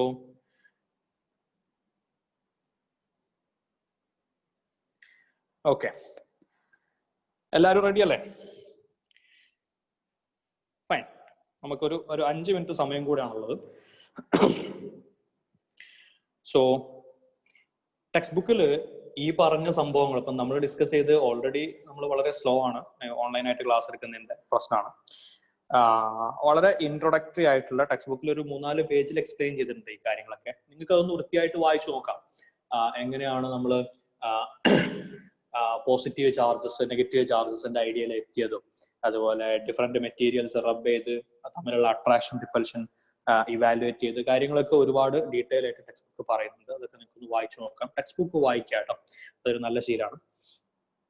സോ ഇവിടുന്ന് അങ്ങോട്ട് കുറച്ച് കാര്യങ്ങളും കൂടെ, ഇലക്ട്രിക് ചാർജിന്റെ ചില പ്രോപ്പർട്ടീസ് നമ്മൾ നേരത്തെ ലിസ്റ്റ് ഔട്ട് ചെയ്തത് മാസും ചാർജും തമ്മിലുള്ള ഡിഫറൻസ് ആയിരുന്നെങ്കിൽ we have a few properties related to electric charge. Properties of electric charge.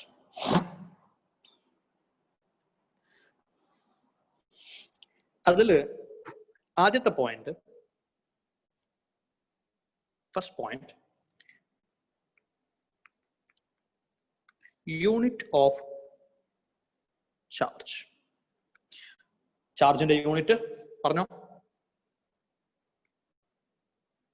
ചാർജിന്റെ യൂണിറ്റ് കൂളോ? ആൻസർ ഒന്നുമില്ലേ? മതി മതി. Coulomb denoted by capital C. Yes, coulomb. Okay, charge fundamental quantity ആണോ? അല്ലേ? This charge is a fundamental quantity. Electric charge fundamental quantity? No, it's not a fundamental quantity. So that means it has to have a dimensional formula. What's the dimensional formula of charge? Yes. So charge നമുക്ക് relate ചെയ്യാൻ പറ്റുന്നത് current is equal to, intensity of electric current is equal to charge by time. So yes, current time fundamental quantities ആണ്. That means charge is equal to current into time. Current into dimension ampere, time into dimension AT. So the dimensional formula is AT. Next point is charge. Is it a scalar or vector? Scalar or vector? Obviously, current scalar quantity, time is also a scalar quantity. So charge is definitely a scalar quantity. ഇനി ഈ scalar ക്വാണ്ടിറ്റിയിൽ obviously scalar quantity എന്ന് പറയുമ്പോൾ അപ്പൊ പിന്നെ additional vector additional സംഭവമൊന്നുമില്ല, just numbers add ചെയ്യുന്ന പോലെ ആഡ് ചെയ്താൽ മതി. സോ ചാർജിന്റെ പ്രോപ്പർട്ടീസിൽ ഫസ്റ്റ് പോയിന്റ് ഈസ് അഡിറ്റിവിറ്റി.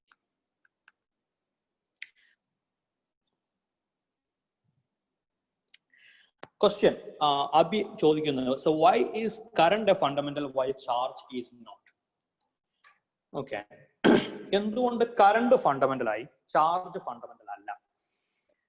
അതിന് നമ്മള് ഫിസിക്കൽ വേൾഡ് എന്ന് പറഞ്ഞ ചാപ്റ്ററിൽ അതിന്റെ എക്സ്പ്ലനേഷൻ ഉണ്ടോ എന്ന് എനിക്ക് തോന്നുന്നു, വലിയൊരു ഉറപ്പില്ല. അതിന്റെ ഒരു ബേസിക് ഐഡിയ ഞാൻ പറഞ്ഞുതരാം. നമ്മള് ഫണ്ടമെന്റൽ ക്വാണ്ടിറ്റീസ് എന്ന് പറയുന്നത് നേരത്തെ പോസിറ്റീവ് നെഗറ്റീവ് ചൂസ് ചെയ്ത പോലെ നമ്മൾ ചൂസ് ചെയ്തതാണ് ഫണ്ടമെന്റൽ ക്വാണ്ടിറ്റീസ്. 7 ഫണ്ടമെന്റൽ ക്വാണ്ടിറ്റീസ് നമുക്ക് എല്ലാ ഫിസിക്കൽ ക്വാണ്ടിറ്റീസിനെയും കണക്ട് ചെയ്യാൻ വേണ്ടി അതിൽ നിന്നെല്ലാം നമുക്ക് കൺവീനിയന്റ് ആയിട്ടുള്ള കൺവെൻഷൻ അഥവാ കൺവീനിയന്റ് ആയിട്ടുള്ള ചില ക്വാണ്ടിറ്റീസ് നമ്മൾ ചൂസ് ചെയ്താണ്. അപ്പോ നിങ്ങൾ 1 dimension, 2 dimension, loss of motion, work energy, rotation, gravitation, mechanical properties of solids and fluids, ഈ ചാപ്റ്റർ വരെ നോക്കിക്കഴിഞ്ഞാൽ ആ ചാപ്റ്ററിലുള്ള എല്ലാ ഫിസിക്കൽ ക്വാണ്ടിറ്റീസിലും 3 ഡയമെൻഷൻസ് മീൻസ് 3 ക്വാണ്ടിറ്റീസ് ഡയമെൻഷൻ ഉണ്ടാവുള്ളൂ. Mass, length, time. ഈ 3 ക്വാണ്ടിറ്റീസ് ആണ്. ഈ 3 ക്വാണ്ടിറ്റീസ് ആണ് mechanics basically, mass, length, time. ഇനി തെർമൽ പ്രോപ്പർട്ടീസ് തെർമോഡൈനാമിക്സ് കൈനറ്റിക് തിയറിയിലേക്ക് ചാടുമ്പോൾ അവിടെയുള്ള ക്വാണ്ടിറ്റീസ്, ഇപ്പൊ തെർമൽ കണ്ടക്ടിവിറ്റി അല്ലെങ്കിൽ സ്പെസിഫിക് ഹീറ്റ് കപ്പാസിറ്റി, അങ്ങനെയുള്ള ക്വാണ്ടിറ്റീസ് വരുമ്പോൾ ഡെഫിനറ്റ്ലി അവിടെ വേറൊരു സാധനം കയറി വരും, അത് ടെമ്പറേച്ചർ ആണ്. അപ്പോൾ ആ എൻറ്റയർ ചാപ്റ്റേഴ്സ്, ഇപ്പൊ തെർമോഡൈനാമിക്സ് റിലേറ്റഡ് ആയിട്ടുള്ള എൻറ്റയർ ചാപ്റ്റേഴ്സിൽ നിന്ന് നമുക്ക് മോസ്റ്റ് കൺവീനിയന്റ് ആയിട്ട് Abhiram says charge is derivative. Charge derivative ആണെന്നുള്ളത് നമ്മൾ ഡിഫൈൻ ചെയ്താണ്. അത് തന്നെയാണ് അബിയുടെ ക്വസ്റ്റ്യൻ, എന്തുകൊണ്ട് ചാർജിനെ ഫണ്ടമെന്റൽ ആയിട്ട് എടുത്ത് കറണ്ട് ഡെറിവേറ്റീവ് ആക്കിക്കൂടാ? അതിന് കുഴപ്പമൊന്നുമില്ല. നമ്മളിപ്പോ ഞാൻ പറഞ്ഞു വരുന്നത് തെർമോഡൈനാമിക്സിൽ നമുക്ക് അവിടെയുള്ള ക്വാണ്ടിറ്റീസിനൊക്കെ കണക്ട് ചെയ്യാൻ മാസ് ലെങ്ത് ടൈമിന്റെ കൂടെ അഡീഷണൽ ആയിട്ട് ടെമ്പറേച്ചർ കയറി. ഓക്കെ, ടെമ്പറേച്ചറിന് പകരം നമുക്ക് എന്തുകൊണ്ട് സ്പെസിഫിക് ഹീറ്റ് കപ്പാസിറ്റി എടുത്തുകൂടാ? സ്പെസിഫിക് ഹീറ്റ് കപ്പാസിറ്റിയെ ഫണ്ടമെന്റൽ ആക്കുക, ടെമ്പറേച്ചർ ഡിറൈവ്ഡ് ക്വാണ്ടിറ്റി, അതും പോസിബിൾ ആണ്. അപ്പൊ അങ്ങനെ വരുമ്പോൾ നമ്മൾ എന്തിന്റെ അടിസ്ഥാനത്തിലാണ് ഈ ഫണ്ടമെന്റൽ ക്വാണ്ടിറ്റീസ് ചൂസ് ചെയ്തത്? അത് കഴിഞ്ഞപ്പോ നിങ്ങൾ ഒപ്റ്റിക്സിലേക്ക് വരുമ്പോൾ അവിടെ ഇത് വരും. ഒപ്റ്റിക്സിലേക്ക് വരുമ്പോൾ ആണ് ലൂമിനസ് ഇന്റൻസിറ്റി, നമ്മൾ വളരെ യൂസ് ചെയ്യാറേ ഇല്ലാത്തൊരു ക്വാണ്ടിറ്റിയാണ്. ലൂമിനസ് ഇന്റൻസിറ്റി ഒപ്റ്റിക്സുമായി റിലേറ്റഡ് ആണ്. അതുപോലെ തെർമോഡൈനാമിക്സിൽ തന്നെ ഇപ്പം specific heat capacity, molar specific heat കപ്പാസിറ്റിക്ക് വരുമ്പോൾ amount of substance, number of moles വരും. അതുപോലെ ഇലക്ട്രോ മാഗ്നറ്റിസം വരുമ്പോൾ, ഇലക്ട്രോ മാഗ്നറ്റിസത്തിലേക്ക് വന്നു കഴിഞ്ഞാൽ കറണ്ട്, റെസിസ്റ്റൻസ്, റെസിസ്റ്റിവിറ്റി, അതുപോലെയുള്ള ഡിഫറെന്റ് ക്വാണ്ടിറ്റീസ്, ഇലക്ട്രോ മാഗ്നറ്റിസം അല്ലെങ്കിൽ മാഗ്നറ്റിക് ഫീൽഡ്, ഇലക്ട്രിക് ഫീൽഡ്, അങ്ങനെയുള്ള ക്വാണ്ടിറ്റീസിലേക്ക് വരുമ്പോൾ സ്വാഭാവികമായിട്ടും അവിടെ അഡീഷണൽ ആയിട്ട്, I am coming to the point, അവിടെ അഡീഷണൽ ആയിട്ട് വരുന്ന പോയിന്റ് എന്ന് പറയുന്നത് there has to be a quantity related to electromagnetism. അതിൽ നമുക്ക് മോസ്റ്റ് കൺവീനിയന്റ് ആയിട്ട് മെഷർ ചെയ്യാൻ പറ്റുന്ന ക്വാണ്ടിറ്റി ചാർജ് അല്ല, കറണ്ട് ആണ്. കറണ്ട് ആണ് മെഷർ ചെയ്യാൻ എളുപ്പം എന്നതുകൊണ്ട് അക്യുറേറ്റ് ആയിട്ട് മെഷർ ചെയ്യാൻ പറ്റുന്ന ക്വാണ്ടിറ്റി കറണ്ട് ആണ്, ചാർജ് അല്ല. അതിനൊരു കാരണം കൂടെ ഉണ്ട്. അപ്പൊ നോക്കിയേ നിങ്ങൾ, അത് കുറച്ചും കൂടെ കഴിയുമ്പോഴേ നിങ്ങൾക്ക് അതിന് മനസ്സിലാവുള്ളൂ. ഇപ്പൊ ചാർജിന്റെ യൂണിറ്റ് നമ്മൾ പറഞ്ഞത് 1 കൂളോം ആണ്. ചാർജിന്റെ യൂണിറ്റ് ഈ 1 കൂളോം എന്ന് പറയുന്ന സാധനം, ഒരു ഇപ്പൊ 1 coulomb charge, let's say V have A sphere. ആ സ്ഫിയറിന്റെ റേഡിയസ് 1 മീറ്റർ ആണ്. അതിന്റെ മുകളിൽ നമ്മൾ 1 കൂളോം ചാർജ് കൊടുത്തിട്ടുണ്ട്. ഒരു 1 മീറ്റർ റേഡിയസ് ഉള്ള വലിയൊരു ബോളാന്ന് വിചാരിക്കും. 1 മീറ്റർ റേഡിയസ് എന്ന് പറഞ്ഞാൽ അതിന്റെ സൈസ് നിങ്ങൾ മനസ്സിലാക്കണം. അതായത് നമ്മളെ ജിമ്മിലൊക്കെ ഉള്ള ബോൾ പോലും അത്ര വലിപ്പം ഉണ്ടാവില്ല. 2 കൈയും നീട്ടി പിടിച്ചാൽ കിട്ടാവുന്ന അത്ര വലിപ്പമുള്ള ബോളാണ്. അതിൽ നമ്മളൊരു 1 കൂളോം ചാർജ് കൊടുത്തു കഴിഞ്ഞാൽ അതിന്റെ പൊട്ടൻഷ്യൽ, ഞാൻ ആ വാല്യൂന്റെ ഇക്വേഷൻസ് ഒന്നും നമ്മൾ പഠിച്ചിട്ടില്ല. പൊട്ടൻഷ്യൽ എന്ന് പറയുന്നത് 9 × 10⁻⁹ വോൾട്ട് ആണ്.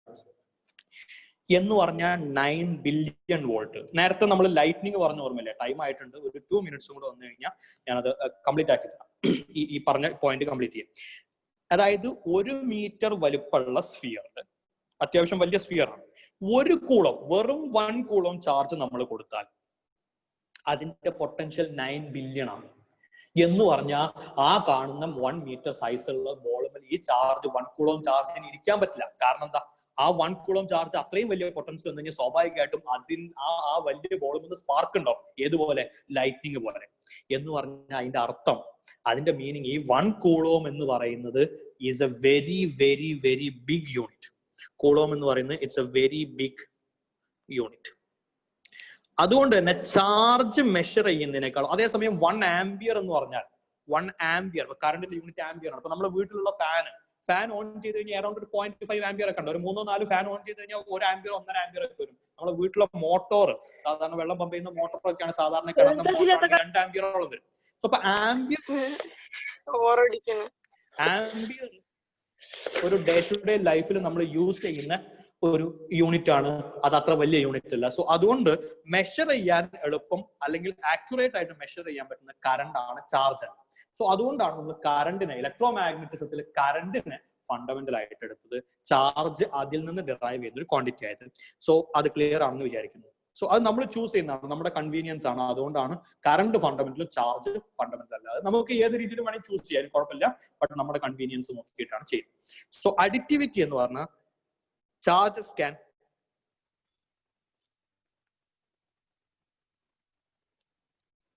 be added. Additivity in the point finish ചെയ്തിട്ട് നമുക്ക് conclude ചെയ്യാം. Charges can be added can be added just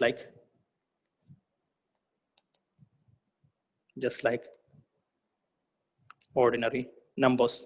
ഇത് വലിയൊരു പറയേണ്ട ഒരു പോയിന്റ് ഒന്നുമില്ല. ഇപ്പൊ മാസ് സ്കാലാർ ക്വാണ്ടിറ്റി ആണ്, ടൈം സ്കാലാർ ക്വാണ്ടിറ്റി ആണ്. സ്കാലാർ ക്വാണ്ടിറ്റീസ് ആഡ് ചെയ്യുന്നത് ഓർഡിനറി ആൾജിബ്ര യൂസ് ചെയ്തിട്ടാണ്. വെക്ടർ ക്വാണ്ടിറ്റീസ്, ഇപ്പോൾ ഫോഴ്സ് പോലെയുള്ള ക്വാണ്ടിറ്റീസ് വരുമ്പോഴാണ് നമുക്ക് വെക്ടർ ആൾജിബ്ര, വെക്ടർ അഡീഷൻ, അതായത് എന്താ പറയുക, ഡയറക്ഷനും കാര്യങ്ങളൊക്കെ നോക്കേണ്ടി വരുന്നത്. That's it. സോ നമ്മൾ പ്രോപ്പർട്ടീസ് ഓഫ് ചാർജിലാണുള്ളത്. അതിൽ ഒരൊറ്റ പോയിന്റ് നമ്മൾ പറഞ്ഞിട്ടുള്ളൂ, additivity. There are 2 more points. ആ പോയിന്റ്സും കൂടെ കഴിഞ്ഞാൽ നമ്മൾ ഇലക്ട്രോസ്റ്റാറ്റിക് ഫോഴ്സിലേക്ക് കടക്കും. സോ ഇന്നത്തെ ക്ലാസ് ഇവിടെ കൺക്ലൂഡ് ചെയ്യാം. Thank you everyone. ഡൗട്ട്സ് ഉണ്ടെങ്കിൽ